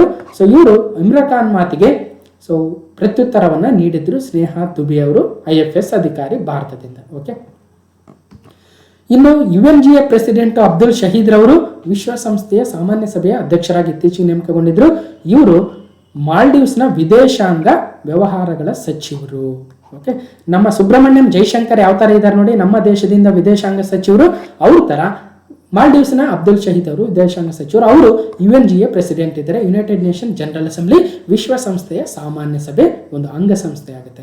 Next UN secretary general ಯಾರಿದ್ದಾರೆ, ಮಹಾ ಪ್ರಧಾನ ಕಾರ್ಯದರ್ಶಿಗಳು ಆಂಟೋನಿಯೋ ಗುಟೆರಸ್ ಅವರು. ಇದು UNGA 76th ಮೀಟಿಂಗು ನ್ಯೂಯಾರ್ಕ್ ಅಲ್ಲಿ ನಡೆದಿತ್ತು. ಇನ್ನು ವಿಶ್ವಸಂಸ್ಥೆಯ ಪ್ರಧಾನ ಕಚೇರಿ ನ್ಯೂಯಾರ್ಕ್ ಸಿಟಿಯಲ್ಲಿ ಬರುತ್ತೆ. 1945 24 ಅಕ್ಟೋಬರ್ ಅಂದು ಸ್ಥಾಪನೆಯಾಗಿತ್ತು. ಆಂಟೋನಿಯೋ ಗುಟೆರಸ್ ಇದರ ಒಂದು ಸೆಕ್ರೆಟರಿ ಜನರಲ್ ಆಗಿದ್ದಾರೆ. ಇವರು 9ನೇ ಸೆಕ್ರೆಟರಿ ಜನರಲ್. ಇತ್ತೀಚೆಗೆ 2ನೇ ಬಾರಿಗೆ ಆಯ್ಕೆಯಾಗಿದ್ದಾರೆ, ಮರು ಆಯ್ಕೆ ಆಗಿದ್ದಾರೆ, ಅದು ಕೂಡ ಇಂಪಾರ್ಟೆಂಟು. ಇಷ್ಟೇ ನಂತರ ನಿಮ್ದೇನು ಕೆಲಸ ಆಗಿರ್ಬೇಕಂದ್ರೆ, ನೀವು ವಿಶ್ವಸಂಸ್ಥೆ ಬಗ್ಗೆ ಇನ್ನೇನು ತಿಳ್ಕೋಬೇಕು, ವಿಶ್ವಸಂಸ್ಥೆಯ ಸದಸ್ಯ ರಾಷ್ಟ್ರಗಳು ಎಷ್ಟೆಷ್ಟಿದ್ದಾವೆ, ಇತ್ತೀಚಿನ ಸದಸ್ಯ ರಾಷ್ಟ್ರಗಳು ಯಾರ್ಯಾರು, ಬರೀ ಮೆಂಬರ್ಸ್ ಅಲ್ಲದೆ ಇನ್ವೈಟಿಂಗ್ ಮೆಂಬರ್ಸ್ ಯಾರ್ಯಾರಿದ್ದಾರೆ, ಸೊ ವಿಶ್ವಸಂಸ್ಥೆಯ ಸದಸ್ಯ ರಾಷ್ಟ್ರವಲ್ಲದ ದೇಶಗಳು ಯಾವ್ಯಾವ ಇದಾವೆ ಅವೆಲ್ಲವುಗಳನ್ನ ನೀವು ನೋಟ್ ಮಾಡ್ಕೋಬೇಕು, ನೀವು ಎಫರ್ಟ್ ಹಾಕಬೇಕು. ಸೊ ಪ್ರಶ್ನೆ ಯಾವ ರೀತಿ ಆಗಾದ್ರೂ ಬರ್ಬೋದು, ನಾವು ರೆಡಿ ಆಗಿರ್ಬೇಕಲ್ವಾ. ನೆಕ್ಸ್ಟ್, ಹೊಸ ದಾಖಲೆ ಬರೆದ ಭಾರತದ ಷೇರುಪೇಟೆಯ ಸಂವೇದಿ ಸೂಚ್ಯಂಕಗಳು Sensex Nifty scale new heights. Okay, ಹಾಗಾದ್ರೆ ಸೆನ್ಸೆಕ್ಸ್ 60,000 ಅಂಕಕ್ಕೆ ಮಹಾ ಜಿಗಿತವನ್ನು ಕಂಡಿದೆ. ಮೊದಲ ಬಾರಿಗೆ 60,000 ಗಡಿಯನ್ನು ದಾಟಿದೆ. ಹಾಗಾಗಿ ಸುದ್ದಿಲಿದೆ, ಬಹಳ ಇಂಪಾರ್ಟೆಂಟು, 50,000 8 ತಿಂಗಳಲ್ಲೇ 60,000ಕ್ಕೆ ಜಂಪ್ ಆಗಿದೆ. ನೋಡಿ, 50,000ದಿಂದ 60,000ಕ್ಕೆ ಕೇವಲ 8 ತಿಂಗಳಲ್ಲೇ ಜಂಪ್ ಪಡ್ತಿದೆ. ಹಾಗಾದ್ರೆ ಸೆನ್ಸೆಕ್ಸ್ ಅಂದ್ರೆ ಏನು ಸರ್ ಅಂದ್ರೆ, ನೋಡಿ ಭಾರತದ ಷೇರು ಮಾರುಕಟ್ಟೆಯಲ್ಲಿ ಹಲವಾರು ಒಂದು ಸೂಚ್ಯಂಕಗಳಿದಾವೆ. ಒಂದು ಎಕ್ಸ್ಚೇಂಜ್ ಅಂತ ಕರಿತೀವಿ, ಒಂದು BSE ಇದೆ. BSE ಅಂದ್ರೆ Bombay stock exchange limited BSE ಆಗುತ್ತೆ. ಇನ್ನೊಂದು NSE ಇದೆ, ನ್ಯಾಷನಲ್ ಸ್ಟಾಕ್ ಎಕ್ಸ್ಚೇಂಜ್. ಇವುಗಳ ಜೊತೆಗೆ ಬೇರೆ ಬೇರೆ ಇದಾವೆ. MCX ಅಂತಿದೆ, multi commodity stock exchange. Okay, so ಹೀಗೆ ಹಲವಾರು ಇದಾವೆ. ಇಲ್ಲಿ 3 ಮಾತ್ರ ಇಂಪಾರ್ಟೆಂಟು. ಇನ್ನೊಂದು ನೋಡಿ, ಇಲ್ಲೇನಾಗುತ್ತೆ, ಷೇರುಗಳನ್ನು ಬೈ ಅಂಡ್ ಸೆಲ್ ಮಾಡ್ತಾರೆ ಈ ಒಂದು ಸ್ಟಾಕ್ ಎಕ್ಸ್ಚೇಂಜ್ಗಳಲ್ಲಿ. BSE ಒಂದು ಇಂಡೆಕ್ಸ್ ಯಾವುದಂದ್ರೆ ಸೆನ್ಸೆಕ್ಸ್ ಆಗುತ್ತೆ, NSE ಇಂಡೆಕ್ಸ್ ಯಾವುದಂದ್ರೆ ನಿಫ್ಟಿ ಆಗುತ್ತೆ. ಓಕೆ, ಸೊ ಇಂಡೆಕ್ಸ್ ಅಂದ್ರೆ ಏನು ಅಂದ್ರೆ, ಈ ಸ್ಟಾಕ್ ಮಾರ್ಕೆಟ್ ಅಲ್ಲಿ ಒಂದು 5,000-6,000 ಕಂಪನಿಗಳಿದಾವೆ ಅಲ್ವಾ. ಆ ಕಂಪನಿಗಳು ಯಾವ ರೀತಿಯಾಗಿ ಏರುಪೇರು ಆಗ್ತಾ ಇದೆ ಇಡೀ ಷೇರು ಮಾರುಕಟ್ಟೆ ಅನ್ನೋದನ್ನ ಈ ಒಂದು 5,000-6,000 ಕಂಪನಿಗಳಲ್ಲಿ ಕೇವಲ ಒಂದಷ್ಟು ಬೆರಳೆಣಿಕೆಯಷ್ಟು ಕಂಪನಿಗಳ ಒಂದು ಏರಿಳಿತವನ್ನು ತೆಗೆದುಕೊಂಡು ಇಡೀ ಮಾರ್ಕೆಟ್ನ ಸಂವೇದಿ ಸೂಚ್ಯಂಕವನ್ನು ಹೇಳ್ತಕ್ಕಂಥದ್ದು. ಈಗ ನಾವು ತರಕಾರಿ ಮಾರುಕಟ್ಟೆಗೆ ಹೋಗಿರ್ತೀವಿ. ತರಕಾರಿ ಮಾರುಕಟ್ಟೆಯಲ್ಲಿ ಒಂದ್ಸಲ ಯಾವುದೋ ಬೀನ್ಸ್ ಜಾಸ್ತಿ ಆಗಿರ್ಬೋದು, ಈರುಳ್ಳಿ ಜಾಸ್ತಿ ಆಗ್ಬೋದು, ಇನ್ನೊಂದು ಯಾವುದೋ ಟೊಮೆಟೊ ಕಡಿಮೆ ಆಗ್ಬೋದು. ಇವೆಲ್ಲವುಗಳನ್ನ ಏರುಪೇರುಗಳನ್ನ ನೋಡಿದಾಗ ನಾವು ಇಡೀ ತರಕಾರಿ ಮಾರುಕಟ್ಟೆ ಅಥವಾ ತರಕಾರಿ ಬೆಲೆ ಜಾಸ್ತಿ ಆಗಿದೆ ಕಡಿಮೆ ಆಗಿದೆ ಅಂತ ಹೇಳ್ಬೋದು. ಎಲ್ಲ ಪ್ರತಿಯೊಂದು ಕೊತ್ತಂಬರಿ ಸೊಪ್ಪು ಅಥವಾ ಇನ್ನೊಂದು ಯಾವುದೋ ಪುದೀನ ಸೊಪ್ಪು ಅಥವಾ ಇನ್ನೊಂದು ಯಾವುದೋ ಶುಂಠಿ, ಇವೆಲ್ಲವುಗಳನ್ನ ಲೆಕ್ಕ ಹಾಕಿ ಕೊನೆಗೆ ನಾವು ಆವರೇಜ್ ಔಟ್ ಮಾಡಿ ಇಷ್ಟು ಏರಿದೆ ಇಷ್ಟು ಇಳಿದಿದೆ ಅಂತ ಹೇಳಕ್ ಆಗಲ್ಲ. ಅಲ್ಲಿ 100 ವೆರೈಟಿ ಇರ್ತವೆ. ಸೊ ಅದಕ್ಕೋಸ್ಕರ ಕೆಲವೊಂದು ವಿಭಾಗಗಳಿಂದ ಕೆಲವೊಂದನ್ನು ಸೆಲೆಕ್ಟ್ ಮಾಡಿ ಅವುಗಳು ಏರಿದಾವ ಇಲ್ಲ ಅಂತ ಹೇಳ್ಬಿಟ್ಟು ಒಟ್ಟಾರೆಯಾಗಿ ಮಾರ್ಕೆಟ್ ಏರಿದೆ ಇಲ್ಲ ಅಂತ ಹೇಳ್ಬೋದು.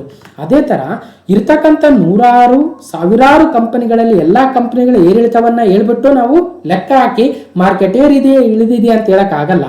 ಅದಕ್ಕೋಸ್ಕರ ಈ ಇಂಡೆಕ್ಸ್ ಗಳನ್ನ ಮಾಡ್ತಾರೆ. ಸೊ ನಿಫ್ಟಿಯಲ್ಲಿ 50 ಕಂಪನಿಗಳನ್ನ ಸೇರಿಸಿದರೆ, ಸೆನ್ಸೆಕ್ಸ್ ಅಲ್ಲಿ 30 ಕಂಪನಿಗಳನ್ನ ಸೇರಿಸಿದ್ದಾರೆ. ಸೊ ಯಾವ್ಯಾವ ಕಂಪನಿಗಳು ನೋಡಿ, ಇಲ್ಲಿ ನಿಫ್ಟಿಯಲ್ಲಿ 50 ಅಂತ ಹೇಳ್ತಾ ಇದೆ. ಬೇರೆ ಬೇರೆ ಕ್ಷೇತ್ರಗಳಿಂದ ನೋಡಿ, ಭಾರತಿ ಏರ್ಟೆಲ್ಲು, ಸೊ ಬೇರೆ ನೆಕ್ಸ್ಟು ನಮ್ಮ ಡ್ರಗ್ಸ್ ಕಂಪನೀಸ್ ಅಥವಾ ಔಷಧಿ ಕಂಪನಿಗಳನ್ನ ಡಾಕ್ಟರ್ ರೆಡ್ಡೀಸ್ ಲ್ಯಾಬ್ಸ್ ಆಗಿರ್ಬೋದು, ಸನ್ಫಾರ್ಮಾ ಆಗಿರ್ಬೋದು, ಸಿಪ್ಲಾ ಆಗಿರ್ಬೋದು, ಇವೆಲ್ಲ ಮೆಡಿಕಲ್ ಫೀಲ್ಡಿಂದ. ಇನ್ನು ಕಾರ್ ಮ್ಯಾನುಫ್ಯಾಕ್ಚರಿಂಗ್ ಮಾರುತಿ ಆಗಿರ್ಬೋದು, ಅಥವಾ ನಮ್ಮ ಟಾಟಾ ಮೋಟರ್ಸ್ ಆಗಿರ್ಬೋದು, ಸೊ ಅಥವಾ ಇನ್ನೊಂದು ಯಾವುದೋ ಮಹೀಂದ್ರ ಆಗಿರ್ಬೋದು. ಇನ್ನು ಸಾಫ್ಟ್ವೇರ್ ಕಂಪನೀಸ್ ನೋಡಿ, ಇನ್ಫೋಸಿಸ್ಸು ಅಥವಾ ಬೇರೆ TCS ಆಗಿರ್ಬೋದು. ಇನ್ನು ಬ್ಯಾಂಕಿಂಗ್ ಇಂದ ನೋಡಿ, SBI bank, Yes bank. So ಇವೆಲ್ಲವುಗಳು ಬೇರೆ ಬೇರೆ NTPC ಇದೆ, ITC ಇದೆ. ಈ ಎಲ್ಲ ಬೇರೆ ಬೇರೆ ಕ್ಷೇತ್ರಗಳ ಕಂಪನಿಗಳ ಒಂದು ಇಂಡೆಕ್ಸ್, ಒಂದು ಬುಟ್ಟಿ ಆಗುತ್ತೆ, ಒಂದು ಬಾಸ್ಕೆಟ್ ಆಗುತ್ತೆ. ಅದೇ ಇಂಡೆಕ್ಸ್ ಅಥವಾ ಸಂವೇದಿ ಸೂಚ್ಯಂಕ ನಿಫ್ಟಿ. NSE ಇಂಡೆಕ್ಸ್ ಆಗುತ್ತೆ ನೋಡಿ. NSE ಇಂಡೆಕ್ಸ್ ಯಾವುದಂದ್ರೆ ನಿಫ್ಟಿ. ಇನ್ನು ಸೆನ್ಸೆಕ್ಸ್ನ ಇಂಡೆಕ್ಸ್ ಯಾವುದು?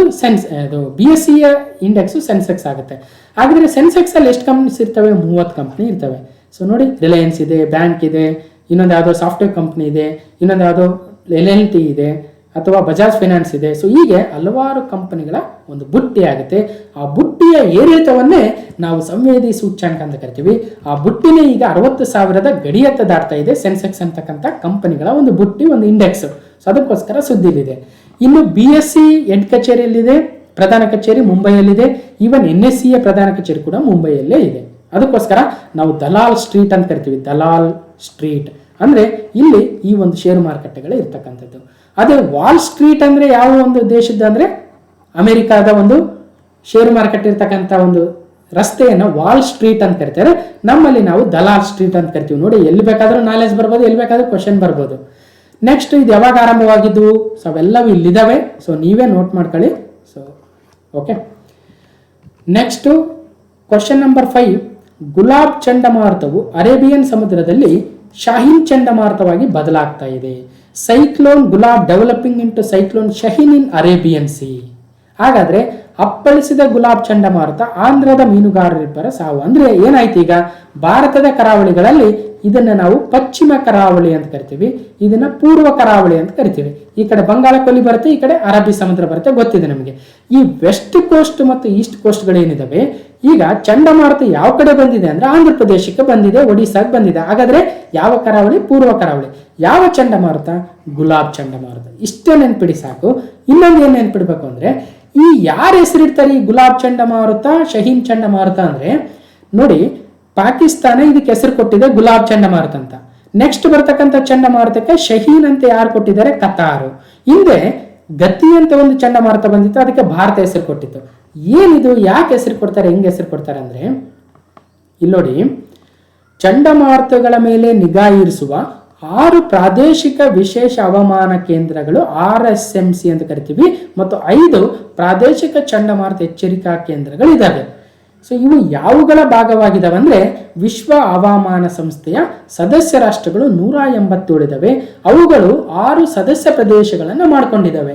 ಭಾರತವು ಭಾಗವಾಗಿರ್ತಕ್ಕಂಥ ಒಂದು RSMC ಎಲ್ಲಿದೆ ಅಂದ್ರೆ ನಮ್ಮ ನ್ಯೂ ಡೆಲ್ಲಿಲಿದೆ. ನಮ್ಮ ನವದೆಹಲಿಯಲ್ಲಿರ್ತಕ್ಕಂಥ RSMCಯ ಜವಾಬ್ದಾರಿ ಏನಂದ್ರೆ, ಈ ಚಂಡಮಾರುತಗಳಿಗೆ ಎಚ್ಚರಿಕೆಯನ್ನು, ಚಂಡಮಾರುತಗಳು ಎಲ್ಲಿ ಬರ್ತವೆ, ಯಾವ ಕರಾವಳಿಯಲ್ಲಿ, ಆ ಒಂದು ಎಚ್ಚರಿಕೆಯನ್ನು ನೀಡ್ತಕ್ಕಂಥದ್ದು, ಅವುಗಳಿಗೆ ಹೆಸರನ್ನು ಕೊಡ್ತಕ್ಕಂಥ ಕೆಲಸವನ್ನ ನಮ್ಮ ನವದೆಹಲಿಯಲ್ಲಿರ್ತಕ್ಕಂಥ ಪ್ರಾದೇಶಿಕ ವಿಶೇಷ ಹವಾಮಾನ ಕೇಂದ್ರ ಕೆಲಸ ಮಾಡುತ್ತೆ. ಈ ಒಂದು ಕೇಂದ್ರದ ಸದಸ್ಯ ರಾಷ್ಟ್ರಗಳು ಯಾವ್ಯಾವ ಅಂದ್ರೆ, ನಮ್ಮ ಬಂಗಾಳ ಕೊಲ್ಲಿ, ಅರಬ್ಬಿ ಸಮುದ್ರದ ಸುತ್ತಮುತ್ತ ಇರ್ತಕ್ಕಂಥವು ನೋಡಿ, Bangladesh, Bharat, Iran, Maldives, ಮಯನ್ಮಾರು, ಒಮನ್ನು, Pakistan, Qatar, Saudi Arabia, Sri Lanka, Thailand, Arab ಸಂಯುಕ್ತ ಸಂಸ್ಥಾನ ಮತ್ತು ಯೆಮೆನ್. ಹೀಗೆ 13 ದೇಶಗಳು ಇದರ ಭಾಗವಾಗಿದ್ದಾವೆ. ಈ 13 ದೇಶಗಳು 2020ರಲ್ಲಿ ತಲಾ 13 ಹೆಸರುಗಳನ್ನ ಕೊಟ್ಟಿದ್ದಾರೆ. ಅಂದ್ರೆ 169 ಹೆಸರುಗಳು ಆಗಿದ್ದಾವೆ. ಈ 169 ಹೆಸರುಗಳನ್ನ ಒಂದಾದ ನಂತರ ಒಂದು ಬಳಸ್ತಾ ಹೋಗ್ತಾರೆ. ಈಗ ಗುಲಾಬ್ ಆಯ್ತು, ನೆಕ್ಸ್ಟ್ ಶಹೀನ್ ಆಗುತ್ತೆ, ನೆಕ್ಸ್ಟ್ ಜವದು, ಹಸನಿ, ಸಿತ್ರಂಗು, ಮ್ಯಾಂಡೋಸು, ಮೋಚಾ, ನೆಕ್ಸ್ಟ್ ಮತ್ತೆ ಅಗೇನ್ ಇನ್ನೊಂದು ಬರ್ತಾ ಹೋಗ್ತಾರೆ. ಸೊ ಹೀಗೆ ಯಾವ ರೀತಿಯಾಗಿ ಹೆಸರು ಬರುತ್ತೆ ಚಂಡಮಾರುತಗಳಿಗೆ ಅಂತ ಗೊತ್ತಾಯ್ತು. ಸೊ ಮತ್ತೆ ಇತ್ತೀಚೆಗೆ ಬಂದಿರತಕ್ಕಂಥ ಚಂಡಮಾರುತ ಯಾವ ಕರಾವಳಿಗೆ ಅಪ್ಪಳಿಸಿತ್ತು ಗೊತ್ತಾಯ್ತು. ಸೊ ಇದು ಎಕ್ಸ್ಟ್ರಾ ನಾಲೆಜ್. ಕ್ವಶನ್ ಯಾವ ಥರ ಬರ್ತಾವ ಗೊತ್ತಿಲ್ಲ. ಸೊ ಹಾಗಾಗಿ ಇಷ್ಟಂತೂ ತಿಳ್ಕೊಳ್ಳೇಬೇಕು. ನೆಕ್ಸ್ಟ್, ಶಾಂತಿ ಸ್ವರೂಪ್ ಭಟ್ನಾಗರ್ ಪ್ರಶಸ್ತಿ 2021 ಯಾವ ಕ್ಷೇತ್ರಕ್ಕೆ ಕೊಡ್ತಾರೆ, ಯಾರು ಕೊಡ್ತಾರೆ, ಎಷ್ಟು ಪ್ರೈಸ್ ಅಮೌಂಟು ಯಾರಿಗೆ ಬಂದಿದೆ ನೋಡ್ತಾ ಹೋಗೋಣ. ನೋಡಿ, ಕನಿಷ್ಕಾ ವಿಶ್ವಾಸ್ಗೆ ಶಾಂತಿ ಸ್ವರೂಪ್ ಭಟ್ನಾಗರ್ ಪ್ರಶಸ್ತಿ.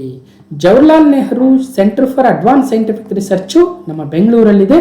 ಈ ಒಂದು ಬೆಂಗಳೂರಲ್ಲಿರ್ತಕ್ಕಂಥ ಈ ಒಂದು ಇನ್ಸ್ಟಿಟ್ಯೂಟ್ನ ಪ್ರಾಧ್ಯಾಪಕರಾಗಿರ್ತಕ್ಕಂಥ ಕನಿಷ್ಕಾ ವಿಶ್ವಾಸ್ ಅವರಿಗೆ ಈ ಒಂದು 2021ನೇ ಸಾಲಿನ ಶಾಂತಿ ಸ್ವರೂಪ್ ಭಟ್ನಾಗರ್ ಪ್ರಶಸ್ತಿ ಬಂದಿದೆ.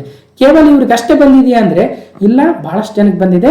ಯಾರ್ಯಾರಿಗೆ ಅಂದ್ರೆ Shanti Swarup Bhatnagar prize SSB science and ಟೆಕ್ನಾಲಜಿಯಲ್ಲಿ ನೀಡ್ತಕ್ಕಂಥ ಒಂದು ಪ್ರಶಸ್ತಿ ಆಗುತ್ತೆ. ನಮ್ಮ ಬೆಂಗಳೂರಿನಲ್ಲಿರ್ತಕ್ಕಂಥ ಕೆಲವೊಂದು ಆರ್ಗನೈಸೇಷನ್ಸ್ ಏನಿದಾವೆ, ಶೈಕ್ಷಣಿಕ ಸಂಸ್ಥೆಗಳು, ಇಂಡಿಯನ್ ಇನ್ಸ್ಟಿಟ್ಯೂಟ್ ಆಫ್ ಸೈನ್ಸು, ಭಾರತೀಯ ವಿಜ್ಞಾನ ಸಂಸ್ಥೆಯ ಬಯೋಲಾಜಿಕಲ್ ಸೈನ್ಸಸ್ ವಿಭಾಗದಲ್ಲಿ ಡಾಕ್ಟರ್ ಅಮಿತ್ ಸಿಂಗ್ ಅವರಿಗೆ, ಮತ್ತು Jawaharlal Nehru centre for advanced scientific research ಬೆಂಗಳೂರಲ್ಲಿ ಏನಿದೆ ಈ ಒಂದು ಇನ್ಸ್ಟಿಟ್ಯೂಟ್ನ ಕನಿಷ್ಕಾ ವಿಶ್ವಾಸ್ ಅವರಿಗೆ, ಮತ್ತು ಟಿ ಗೋವಿಂದರಾಜು ಅವರು ಕೂಡ ಇದೇ ಒಂದು JNC ASR ಏನಿದೆಯೋ ಆ ಒಂದು ಇನ್ಸ್ಟಿಟ್ಯೂಟ್ನಲ್ಲಿ ಮೂವರಿಗೆ ಬಂದಿದೆ, ಇಷ್ಟಾದ ನೆನ್ಪಿಡ್ಬೇಕು. ಇವೆಲ್ಲವುಗಳಿಗೊಂದು ಇಂಪಾರ್ಟೆಂಟು. ಸೊ ಬೇರೆ ಬೇರೆಗೂ ಬಂದಿದ್ದಾವೆ. ಸೊ ಇಲ್ಲಿ ಏನ್ ಇಂಪಾರ್ಟೆಂಟ್ ಅಂದ್ರೆ ಶಾಂತಿ ಸ್ವರೂಪ್ ಭಟ್ನಾಗರ್ ಪ್ರೈಸು ಯಾವ ಕ್ಷೇತ್ರದ ಸಾಧನೆಗಾಗಿ ಕೊಡ್ತಾರೆ ಅಂದ್ರೆ ಸೈನ್ಸ್ ಅಂಡ್ ಟೆಕ್ನಾಲಜಿ, ವಿಜ್ಞಾನ ಮತ್ತು ತಂತ್ರಜ್ಞಾನದ ಒಂದು ಕ್ಷೇತ್ರದಲ್ಲಿ ಸಂಶೋಧನೆಯನ್ನು ಮಾಡಿರ್ತಕ್ಕಂಥವ್ರಿಗೆ, ಸಾಧನೆಯನ್ನು ಮಾಡಿರ್ತಕ್ಕಂಥವ್ರಿಗೆ ಡಾಕ್ಟರ್ ಶಾಂತಿ ಸ್ವರೂಪ್ ಭಟ್ನಾಗರ್ ಪ್ರಶಸ್ತಿಯನ್ನು ನೀಡ್ತಾ ಬರ್ತಾರೆ. ಸೊ ಯಾವ ಕ್ಷೇತ್ರಗಳಂದ್ರೆ ಬಯಾಲಜಿಕಲ್ ಸೈನ್ಸಸ್, ಕೆಮಿಕಲ್ ಸೈನ್ಸಸ್, ಹೀಗೆ ಹಲವಾರು ಕ್ಷೇತ್ರಗಳು. ಎಷ್ಟು ಪ್ರೈಸ್ ಮನಿ ಅಂತ ಕೇಳ್ಬೋದು, 5 ಲಕ್ಷ ರೂಪಾಯಿ ಬಹುಮಾನ ಮೊತ್ತ ಇರುತ್ತೆ. 5 ಲಕ್ಷ ರೂಪಾಯಿ ಶಾಂತಿ ಸ್ವರೂಪ್ ಭಟ್ನಾಗರ್ ಒಂದು ಪ್ರಶಸ್ತಿ. ಹಾಗಾದ್ರೆ ಯಾರು ಇವರು ಶಾಂತಿ ಸ್ವರೂಪ್ ಭಟ್ನಾಗರ್ ಅಂದ್ರೆ, ಇವರು ನಮ್ಮ ಭಾರತದ council of scientific and industrial research ಏನಿದೆಯೋ CSIR ನ ಸ್ಥಾಪಕರು ಮತ್ತು ಅದರ ಮೊದಲ ನಿರ್ದೇಶಕರು. First director of CSIR and founder director ಆಗ್ತಾರೆ ಶಾಂತಿ ಸ್ವರೂಪ್ ಭಟ್ನಾಗರ್. ಅವರ ಹೆಸರಲ್ಲೇ ಈ ಒಂದು ವಿಜ್ಞಾನ ಮತ್ತು ತಂತ್ರಜ್ಞಾನದಲ್ಲಿ ಕೊಡುಗೆಯನ್ನು ನೀಡಿರ್ತಕ್ಕಂಥವರಿಗೆ ಪ್ರತಿ ವರ್ಷ ನಾವು ಶಾಂತಿ ಸ್ವರೂಪ್ ಭಟ್ನಾಗರ್ ಪ್ರೈಸ್ ಅಂತಕ್ಕಂಥ ಪ್ರಶಸ್ತಿಯನ್ನ 5 ಲಕ್ಷ ರೂಪಾಯಿ ಮೌಲ್ಯ ಇರ್ತಕ್ಕಂಥ ವಿಜ್ಞಾನ ಮತ್ತು ತಂತ್ರಜ್ಞಾನ ಕ್ಷೇತ್ರದಲ್ಲಿ ಸಾಧನೆ ಮಾಡಿರೋರಿಗೆ ಕೊಡ್ತಾ ಬರ್ತಾ ಇದ್ದೀವಿ. ಈ ವರ್ಷ ಬಹಳಷ್ಟು ಜನಕ್ಕೆ ಬಂದಿದೆ. ನನಗನ್ಸುತ್ತೆ ಇವ್ರು 3 ಹೆಸರನ್ನ ಮಾತ್ರ ನೆನ್ಪಿಡಿ. ಸೊ ಎಲ್ಲ ಹೆಸರು ನೆನ್ಪಿಟ್ರೆ ಒಳ್ಳೇದು, ಬಟ್ ಇದ್ರಂಗೆ 100 ಪ್ರಶಸ್ತಿಗಳಿದ್ದಾವೆ, ಯಾರ ಹೆಸರನ್ನು ನೆನ್ಪಿಡೋದಲ್ವಾ. ಸೊ ಅದಕ್ಕೋಸ್ಕರ ಏನು ಇಂಪಾರ್ಟೆಂಟು, ನಾವು ಚೂಸಿ ಆಗಿರ್ಬೇಕು, ಚಾಯ್ಸಿ ಆಗಿರ್ಬೇಕು, ಮತ್ತು ಎಕ್ಸಾಮಲ್ಲಿ ನಾವು ಬರಂಗಿರ್ಬೇಕು. ಎಲ್ಲನೂ ಬರಲ್ಲ, ನಾವು ಚೂಸ್ ಮಾಡಿರೋವಲ್ಲ, ಬಟ್ ಆದ್ರೂ ಸಹಿತ ನಾವು ಚೂಸ್ ಮಾಡಿರೋ ಹೆಚ್ಚಿನ ಸಂಖ್ಯೆಯಲ್ಲಿ ಬರೋದ್ರ ಕಡೆ ನಮ್ಮ ಗಮನ ಇರಬೇಕು. ಓಕೆ, ಮುಂದೆ ಹೋಗೋಣ. ಕ್ವಶನ್ ನಂಬರ್ 7 ನೋಡಿ. ದಾಖಲೆಯ 100ನೇ ಕಾರ್ ರೇಸ್ ಗೆದ್ದ Lewis Hamilton. Hamilton wins 100th Formula 1 car race with victory in Russian Grand Prix. Okay, ಹಾಗಾದ್ರೆ ಇಲ್ಲಿ ಏನು ಪ್ರಶ್ನೆ ಅಂದರೆ ಲೇವಿಸ್ ಹ್ಯಾಮಿಲ್ಟನ್ ಯಾವ ಒಂದು ಸ್ಪೋರ್ಟ್ಸಿಗೆ ಸಂಬಂಧಿಸಿದ್ದಾರೆ ಮತ್ತು ಏನು ದಾಖಲೆ ಮಾಡಿದ್ದಾರೆ, ಸೊ ಅದೊಂದು ಇಂಪಾರ್ಟೆಂಟ್. ಓಕೆ, ಸೊ ನೋಡಿ, Hamilton's 100th race win hard fought and ironic ಅಂತ ಏನು ಕೊಟ್ಟಿದ್ದಾರೆ, ಅದೆಲ್ಲ ಬೇಕಾಗಿಲ್ಲ ನಮಗೆ. ಸೊ ಇವರು ಲೇವಿಸ್ ಹ್ಯಾಮಿಲ್ಟನ್ 100ನೇ ಒಂದು ರೇಸನ್ನು ಗೆದ್ದಿದ್ದಾರೆ, ಒಂದು ಹೊಸ ದಾಖಲೆಯನ್ನು ಮಾಡಿದ್ದಾರೆ. ಅತಿ ಹೆಚ್ಚು ರೇಸ್ಗಳನ್ನು ಗೆದ್ದಿರ್ತಕ್ಕಂಥವ್ರು ಯಾರು ಅಂದರೆ ಲೇವಿಸ್ ಹ್ಯಾಮಿಲ್ಟನ್ ಆಗ್ತಾರೆ. 100th ರೇಸನ್ನು ಕೂಡ ಗೆದ್ದಿದ್ದಾರೆ ಫಾರ್ಮುಲಾ 1 ಕೆರಿಯರ್ ರೇಸ್ ವಿನ್ಸ್ ಅಲ್ಲಿ. 2ನೇ ಸ್ಥಾನದಲ್ಲಿ ಮೈಕಲ್ ಶುಮಾಕರ್ ಅವರಿದ್ದಾರೆ, 91 ವಿನ್ ಆಗಿದ್ದಾರೆ. ಸೊ ಹಾಗಾದ್ರೆ ಲೇವಿಸ್ ಹ್ಯಾಮಿಲ್ಟನ್ ಸೊ ನೆನಪಿರಲಿ. ಸೊ ನೆಕ್ಸ್ಟ್, ಭಾರತದ ಜೋಜಿಲಾ ಸುರಂಗ ಏಷ್ಯಾದಲ್ಲಿ ಅತಿ ಉದ್ದದ ಸುರಂಗ ಆಗುತ್ತೆ. India's Zojila tunnel to be longest in Asia. ಹಾಗಾದ್ರೆ ಎಲ್ಲಿ ಬರುತ್ತೆ ನೋಡಿ, ಜೋಜಿಲಾ ಏಷ್ಯಾದ ಅತಿ ಎತ್ತರದ ಸುರಂಗ ಮಾರ್ಗವಾಗುತ್ತೆ. ಈ ಒಂದು ಸುರಂಗ ಮಾರ್ಗದ ಕಾಮಗಾರಿಯನ್ನು ಪರಿಶೀಲಿಸಿದ ಕೇಂದ್ರದ ಸಚಿವ ನಿತಿನ್ ಗಡ್ಕರಿ ಅವರು. ಓಕೆ, ಇದು ಇನ್ನು ಕನ್ಸ್ಟ್ರಕ್ಷನ್ ಅಲ್ಲಿ ಇದೆ. ಶ್ರೀನಗರ, ದ್ರಾಸ್, ಲಡಾಖ್ ಮಧ್ಯೆ ಸಂಪರ್ಕ ಕಲ್ಪಿಸುವ ರಾಷ್ಟ್ರೀಯ ಹೆದ್ದಾರಿ ಒಂದು NH1 ಇದೆಯಲ್ವಾ, ಸೊ ಅದರಲ್ಲಿ ಜೋಜಿಲಾ ಪಾಸ್ ಬರುತ್ತದೆ. ಎಲ್ಲಿ ಬರುತ್ತೆ ಅಂದ್ರೆ ನ್ಯಾಷನಲ್ ಹೈವೇ 1 ನಲ್ಲಿ, ರಾಷ್ಟ್ರೀಯ ಹೆದ್ದಾರಿ 1. ಹಿಮಪಾತದ ಕಾರಣ ವರ್ಷದ 6 ತಿಂಗಳು ಈ ಪಾಸ್ ಅನ್ನು ಮುಚ್ಚಲಾಗುತ್ತದೆ. ಈ ಅವಧಿಯಲ್ಲಿ ಇಲ್ಲಿ ಸಂಚಾರ ಸಂಪೂರ್ಣವಾಗಿ ಸ್ಥಗಿತವಾಗುತ್ತದೆ. ಈ ಸುರಂಗ ಕಾರ್ಯಾರಂಭ ಆದರೆ ಈ ಮಾರ್ಗದಲ್ಲಿ ವರ್ಷದ ಎಲ್ಲಾ ಋತುವಿನಲ್ಲೂ ಸಂಚಾರ ಸಾಧ್ಯವಾಗುತ್ತದೆ ಅಂತ ಹೇಳ್ತಾ ಇದ್ದಾರೆ.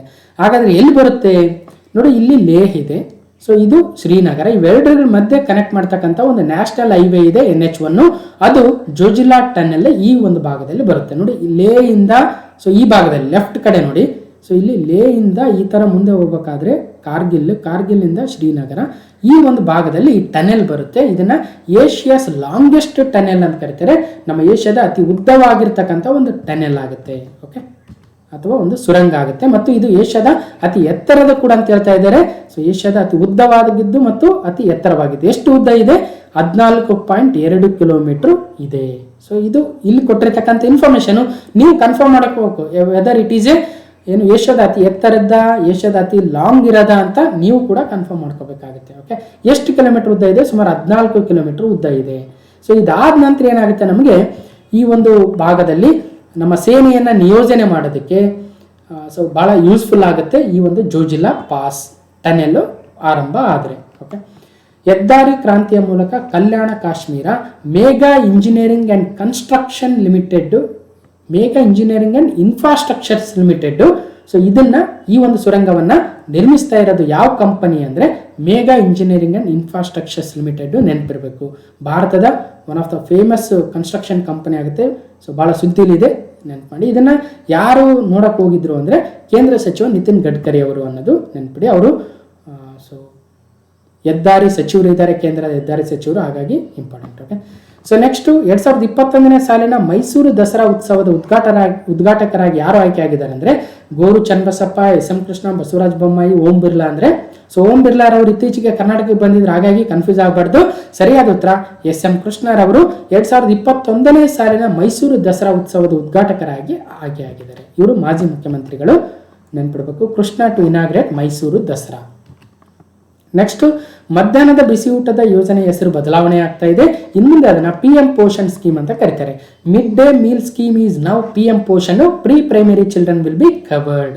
ಅಂದ್ರೆ ಈಗ 1ನೇ ತರಗತಿಯಿಂದ ಇತ್ತು, ಸೊ ಈಗ ಪ್ರೀ ಪ್ರೈಮರಿ ಅಂದ್ರೆ LKG UKG ಅಂತ ಏನ್ ಕರಿತೀವಿ ಅವರು ಸಹಿತ ಈಗ ಈ ಒಂದು PM ಪೋಷಣ್ ಸ್ಕೀಮ್ ಅಲ್ಲಿ ಬರ್ತಾರೆ. ಈಗ ಹೆಸರು ಏನಾಗಿದೆ ಮಿಡ್ ಡೇ ಮೀಲ್ ಸ್ಕೀಮ್ದು PM ಪೋಷಣ್ ಅಂತ ನೆನ್ಪಿಟ್ರೆ ಸಾಕು. ಓಕೆ ನೋಡಿ, ಬಿಸಿ ಊಟ ಇನ್ನು ಮುಂದೆ PM ಪೋಷಣ್. ಕೇಂದ್ರ ಸಚಿವ ಸಂಪುಟದಲ್ಲಿ ಒಪ್ಪಿಗೆ. 5 ವರ್ಷಗಳಲ್ಲಿ 1.31 ಲಕ್ಷ ಕೋಟಿ ರೂಪಾಯಿಗಳ ವೆಚ್ಚವನ್ನು ಮಾಡಲು ಈಗ ಒಪ್ಪಿಗೆಯನ್ನು ನೀಡಿದ್ದಾರೆ. ಪ್ರಧಾನಿ ನರೇಂದ್ರ ಮೋದಿ ನೇತೃತ್ವದಲ್ಲಿ ಬುಧವಾರ ನಡೆದ ಕೇಂದ್ರ ಸಚಿವ ಸಂಪುಟ ಸಭೆಯಲ್ಲಿ ಇದುವರೆಗೂ ಚಾಲ್ತಿಯಲ್ಲಿದ್ದ ಶಾಲೆಗಳಲ್ಲಿ ಮಧ್ಯಾಹ್ನದ ಬಿಸಿ ಊಟ ನೀಡುವ ರಾಷ್ಟ್ರೀಯ ಯೋಜನೆಗೆ ಹೊಸ ರೂಪ ನೀಡುವ ಉದ್ದೇಶದಿಂದ PM ಪೋಷಣ್ ಎಂದು ಮರುನಾಮಕರಣವನ್ನು ಮಾಡಲಾಗಿದೆ. ಸೊ ಸರ್ಕಾರಿ ಮತ್ತು ಅನುದಾನಿತ ಶಾಲೆಗಳಲ್ಲಿ ದೇಶದಾದ್ಯಂತ ವ್ಯಾಸಂಗ ಮಾಡುತ್ತಿರುವ 11.80 ಕೋಟಿ ವಿದ್ಯಾರ್ಥಿಗಳು ಬಿಸಿಯೂಟದ ಫಲಾನುಭವಿಗಳಾಗಿದ್ದಾರೆ. ಮುಂದಿನ 5 ವರ್ಷಗಳವರೆಗೂ ಈ ಯೋಜನೆ ಮುಂದುವರಿಯಲಿದ್ದು, ಇದಕ್ಕಾಗಿ 1.31 ಲಕ್ಷ ಕೋಟಿ ರೂಪಾಯಿಗಳನ್ನು ಕೇಂದ್ರ ಸರ್ಕಾರ ಮೀಸಲಿಟ್ಟಿದೆ. ಓಕೆ, ಒಟ್ಟು ಈ ಯೋಜನೆಯನ್ನ ದೇಶದ 11.20 ಲಕ್ಷ ಶಾಲೆಗಳಲ್ಲಿ ಜಾರಿ ಮಾಡ್ತಾ ಇದ್ದಾರೆ. ಸೊ ಇಲ್ಲೇನೇನು ಎಷ್ಟು ಶಾಲೆಗಳಲ್ಲಿ ಜಾರಿ ಆಗುತ್ತೆ? ಸುಮಾರು 11 ಲಕ್ಷ. ಎಷ್ಟು ಕೋಟಿ ವಿದ್ಯಾರ್ಥಿಗಳು? ಸುಮಾರು 11 ಕೋಟಿ ವಿದ್ಯಾರ್ಥಿಗಳು. ನೋಡಿ, 11 ಲಕ್ಷ ಶಾಲೆಗಳು, 11 ಕೋಟಿ ವಿದ್ಯಾರ್ಥಿಗಳು, 1.31 ಲಕ್ಷ ಕೋಟಿ ವಿನಿಯೋಗ. ಓಕೆ, ಯಾವ ಸ್ಕೀಮು? PM ಪೋಷಣ್ ಸ್ಕೀಮ್ ಅಂತ ಕೊಟ್ಟಿದ್ದಾರೆ. ಇದನ್ನ ಮಿಡ್ ಡೇ ಮೀಲ್ ಸ್ಕೀಮ್ ಅಂತ ಕರಿತಾ ಇದ್ವಿ. ಇನ್ನು ಮುಂದೆ ಇದು PM ಪೋಷಣ್. ಎಷ್ಟು ಕೋಟಿ ರೂಪಾಯಿ, ಎಷ್ಟು ಮಕ್ಕಳು, ಎಷ್ಟು ಶಾಲೆಗಳು. ಸೊ ಇದನ್ನ promote nutrition gardens in school. ಅಲ್ಲಿ ಗಾರ್ಡನ್ಗಳನ್ನು ಮಾಡಿ ತರಕಾರಿಯನ್ನು ಆ ಶಾಲೆಯ ಆವರಣದಲ್ಲಿ ಬೆಳೆಯೋದಕ್ಕೆ ಕೂಡ ಪ್ರೋತ್ಸಾಹವನ್ನು ನೀಡ್ತೀವಿ ಅಂತ ಹೇಳಿದ್ದಾರೆ. Okay, next new prime minister for Japan. ನೋಡಿ, ಈಗ ಯಾರಿದ್ದಾರೆ? ಯೋಶಿಹಿಡೆ ಸುಗಾ ಅವರು ಜಪಾನ್ನ ಪ್ರಧಾನಿಯಾಗಿದ್ರು. ಈಗ ಅವರು ರಾಜೀನಾಮೆ ಕೊಟ್ಟು ಈಗ ಹೊಸ ಪ್ರಧಾನಿಯಾಗಿ ಆಯ್ಕೆಯಾಗಿದ್ದಾರೆ. ಯಾರು ಅಂದ್ರೆ ಜಪಾನ್ಗೆ ಫುಮಿಯೋ ಕಿಶಿದಾ. ನೋಡಿ, ಫುಮಿಯೋ ಕಿಶಿದಾ ಇವರು ಜಪಾನ್ನ ನೂತನ ಪ್ರಧಾನಿ. ಜಪಾನಿನ ಆಡಳಿತಾರೂಢ ಲಿಬರಲ್ ಡೆಮೊಕ್ರೆಟಿಕ್ ಪಕ್ಷ, ಯಾವ ಪಕ್ಷ? ಲಿಬರಲ್ ಡೆಮೊಕ್ರೆಟಿಕ್ ಪಕ್ಷವು ಮಾಜಿ ವಿದೇಶಾಂಗ ಸಚಿವರಾಗಿದ್ದಂತಹ ಫುಮಿಯೋ ಕಿಶಿದಾ ಅವರನ್ನ ತಮ್ಮ ಒಂದು ಹೊಸ ಪ್ರಧಾನಿಯಾಗಿ ಆಯ್ಕೆ ಮಾಡಿದ್ದಾರೆ.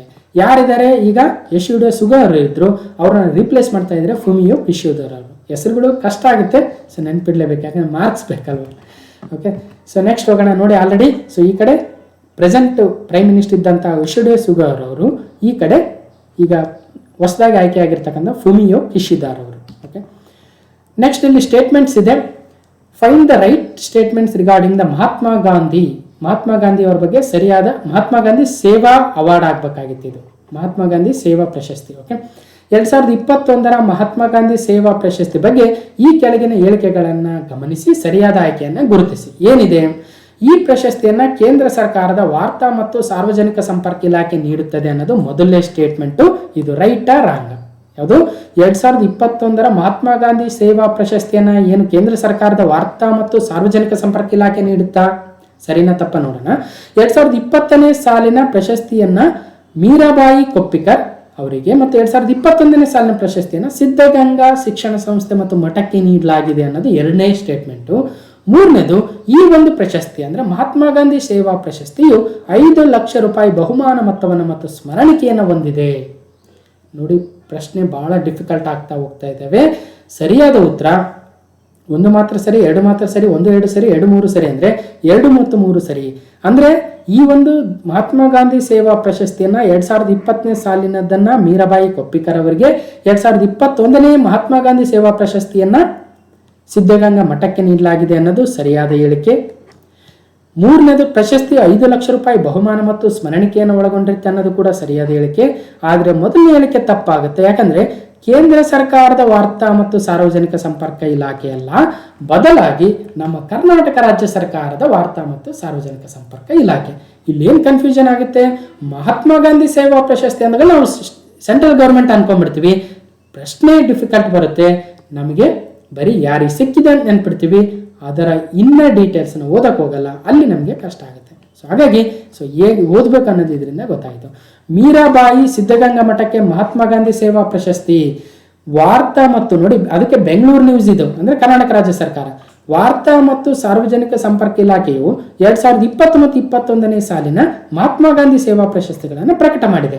2020ನೇ ಸಾಲಿಗೆ ಬಾಗಲಕೋಟೆ ಜಿಲ್ಲೆಯ ಸ್ವತಂತ್ರ ಹೋರಾಟಗಾರರಾದ ಮೀರಾಬಾಯಿ ಕೊಪ್ಪಿಕರ್ ಅವರನ್ನ ಮತ್ತು 2021ನೇ ಸಾಲಿಗೆ ಸಿದ್ಧಗಂಗಾ ಶಿಕ್ಷಣ ಸಂಸ್ಥೆ ಹಾಗೂ ಸಿದ್ಧಗಂಗಾ ಮಠವನ್ನು ಪ್ರಶಸ್ತಿಗೆ ಆಯ್ಕೆ ಮಾಡಲಾಗಿದೆ.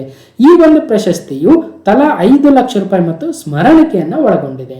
ಇನ್ನು ಮೀರಾಬಾಯಿ ಕೊಪ್ಪಿಕರ್ ಅವರು ಯಾರು, ಅವರು ಗಾಂಧಿವಾದಿಗಳು, ಅವ್ರು ಏನೇನು ಕೆಲಸ ಮಾಡಿದ್ದಾರೆ ಅಂತ ಇಲ್ಲಿದೆ, ನೋಟ್ ಮಾಡ್ಕೋಬಹುದು. ಇನ್ನು ಸಿದ್ಧಗಂಗಾ ಮಠದ ಬಗ್ಗೆ ಯಾರಿಗೂ ಹೇಳ್ತಕ್ಕಂಥ ಅವಶ್ಯಕತೆ ಇಲ್ಲ. ಅಷ್ಟೊಂದು ಸಮಾಜ ಸೇವೆಯನ್ನ ಸಿದ್ಧಗಂಗಾ ಸ್ವಾಮಿಗಳಾಗಿರ್ಬೋದು, ಸಿದ್ಧಗಂಗಾ ಮಠ ಆಗಿರ್ಬೋದು, ಸಿದ್ಧಗಂಗಾ ಶಿಕ್ಷಣ ಸಂಸ್ಥೆ ನೀಡ್ತಾ ಇದೆ ನಮ್ಮ ರಾಜ್ಯದಲ್ಲಿ. ನೆಕ್ಸ್ಟ್ ಪಂಡಿತ ಬಸವರಾಜ ರಾಜಗುರು ಪ್ರಶಸ್ತಿ 2021. ಸೊ ಕೆಲವೊಂದು ಪ್ರಶಸ್ತಿಗಳು ಸಣ್ಣ ಪುಟ್ಟ ಪ್ರಶಸ್ತಿಗಳು ಅನ್ಸಿದ್ರು ಸಹಿತನು ಕೇಳ್ತಾ ಇದ್ದಾರೆ, ಅದಕ್ಕೋಸ್ಕರ ನಾವು ಯಾವುದನ್ನು ಮಿಸ್ ಮಾಡೋ ಹಾಗೇನೇ ಇಲ್ಲ. ಯಾಕಂದ್ರೆ ನೋಡಿ, ಲಂಕೇಶ್ ಪೆನ್ ಅಥವಾ ಪೆನ್ ಲಂಕೇಶ್ ಅವಾರ್ಡ್ ಯಾರಿಗೆ ಬಂದಿತ್ತು ಅಂತ ಮೊನ್ನೆ FDAದಲ್ಲಿ ಕೇಳ್ಬಿಟ್ಟಿದ್ದ. ನಾವು ಎಷ್ಟೆಲ್ಲ ಅವಾರ್ಡ್ ಪ್ರಶಸ್ತಿಗಳು ಮತ್ತು ಗೌರವಗಳ ಮೇಲೆ ಒಂದು ಅವಾರ್ಡನ್ನೇ, ಒಂದು ದೊಡ್ಡ ವಿಡಿಯೋನ ಮಾಡ್ತಾ ಇದ್ದೆ, ಅದರಲ್ಲಿ 100 ಪ್ರಶಸ್ತಿಗಳನ್ನು ತರ್ತಾ ಇದೆ, ಆದ್ರೂ ಪೆನ್ ಲಂಕೇಶ್ ತಂದಿರಲಿಲ್ಲ. ಸೊ ಇದ್ರಲ್ಲಿ ಇನ್ನೂ 100 ಇದಾವೆ. ಹಂಗೆ ಮಾಡ್ಕೊಂತ ಹೋದ್ರೆ ಒಂದು 8-10 ಅವರ್ ವಿಡಿಯೋ ಬರೀ ಪ್ರಶಸ್ತಿಗಳ ಗೌರವಗಳ ಮೇಲೆನೆ ಮಾಡ್ಬೇಕಾಗುತ್ತೆ. ಏನು ಮಾಡೋಕ್ಕಾಗಲ್ಲ, ಯು ನೋ ದಟ್ ಯಾಕೆ ಅಂತ. ಓಕೆ, ಹಾಗಾದ್ರೆ ಪಂಡಿತ್ ಬಸವರಾಜ್ ರಾಜಗುರು ಪ್ರಶಸ್ತಿಯನ್ನು ಯಾರಿಗೆ ನೀಡಿದ್ದಾರೆ ಅಂದರೆ ನೋಡಿ, ಪಂಡಿತ್ ವೆಂಕಟೇಶ್ ಕುಮಾರ್ ಅವರಿಗೆ ನೀಡಿದ್ದಾರೆ. ಸೊ ಇವರೇ ಪಂಡಿತ್ ವೆಂಕಟೇಶ್ ಕುಮಾರ್ ಅವರು. ಪಂಡಿತ್ ಬಸವರಾಜ ರಾಜಗುರು ರಾಷ್ಟ್ರೀಯ ಸ್ಮಾರಕ ಟ್ರಸ್ಟ್ ಧಾರವಾಡದಲ್ಲಿದೆ. ಅವ್ರು ನೀಡ್ತಕ್ಕಂಥ ರಾಜಗುರು ಪ್ರಶಸ್ತಿಯು, ಅಲ್ಲ ಧಾರವಾಡದಲ್ಲಿ ಇದೆಯೋ ಇಲ್ವೋ ನಂಗೆ ಗೊತ್ತಿಲ್ಲ, ಬಟ್ ಧಾರವಾಡ ನ್ಯೂಸ್ ಇದು, ಮತ್ತೆ ಅಲ್ಲಿ ಯಾಕೆ ಕನ್ಫ್ಯೂಷನ್. ಓಕೆ, ಪಂಡಿತ್ ಬಸವರಾಜ ರಾಜಗುರು ರಾಷ್ಟ್ರೀಯ ಸ್ಮಾರಕ ಟ್ರಸ್ಟ್ ನೀಡುವ ರಾಜಗುರು ಪ್ರಶಸ್ತಿಯು ಹಿಂದೂಸ್ತಾನಿ ಗಾಯಕ ಪಂಡಿತ್ ಎಂ ವೆಂಕಟೇಶ್ ಕುಮಾರ್ ಅವರಿಗೆ ಲಭಿಸಿದೆ. ಓಕೆ, ರಾಜಗುರು ಅವರ 101ನೇ ಜನ್ಮದಿನ ಸಂದರ್ಭದಲ್ಲಿ ನೀಡ್ತಾರೆ ಪ್ರಶಸ್ತಿ ಮತ್ತು 1 ಲಕ್ಷ ರೂಪಾಯಿ ಮತ್ತು ಸ್ಮರಣಿಕೆ ಇರುತ್ತೆ. ಓಕೆ, 2021ರ ರೈಟ್ ಲೈವ್ಲಿಹುಡ್ ಪ್ರಶಸ್ತಿ. ಸೊ ಇದು ವೆರಿ ಇಂಪಾರ್ಟೆಂಟ್ ಪ್ರಶಸ್ತಿ, ರೈಟ್ ಲೈವ್ಲಿಹುಡ್. ನೋಡಿ, ಭಾರತದ ಲೈಫ್ NGOಗೆ ಒಂದು NGO ಇದೆ, ಲೈಫ್ ಅಂತಕ್ಕಂಥ ಒಂದು NGO, non governmental organisation. Okay, ಇವ್ರಿಗೆ ರೈಟ್ ಲೈವ್ಲಿಹುಡ್ ಪ್ರಶಸ್ತಿ ಸಿಕ್ಕಿದೆ. ನೋಡಿ, ಭಾರತದ legal initiative for forest and environment, ನೋಡಿ legal initiative for forest and environment ಏನಿದೆಯೋ, ಲೈಫ್ ಸಂಘಟನೆಗೆ ಪ್ರಸಕ್ತ ಸಾಲಿನ ಪ್ರತಿಷ್ಠಿತ ರೈಟ್ ಲೈವ್ಲಿಹುಡ್ ಪ್ರಶಸ್ತಿ ಬಂದಿದೆ. ಪರ್ಯಾಯ ನೊಬೆಲ್ ಎಂದೇ ಖ್ಯಾತಿ ಗಳಿಸಿರುವ ಈ ಪ್ರಶಸ್ತಿಗೆ 4 ಸಮಾಜ ಸೇವಾ ಕಾರ್ಯಕರ್ತರು ಭಾಜನರಾಗಿದ್ದಾರೆ. ಓಕೆ, ಇದೊಂದು 2005ರಲ್ಲಿ ಈ ಒಂದು ಸಂಘಟನೆ ಸ್ಥಾಪಿತವಾಗಿತ್ತು. ಯಾರಿಂದ ಅಂದರೆ ರಿತ್ವಿಕ್ ದತ್ತ ಮತ್ತು ರಾಹುಲ್ ಚೌಧರಿ ಅವರು ಈ ಒಂದು ಲೈಫ್ ಸಂಘಟನೆಯನ್ನು ಸ್ಥಾಪನೆ ಮಾಡಿದ್ರು.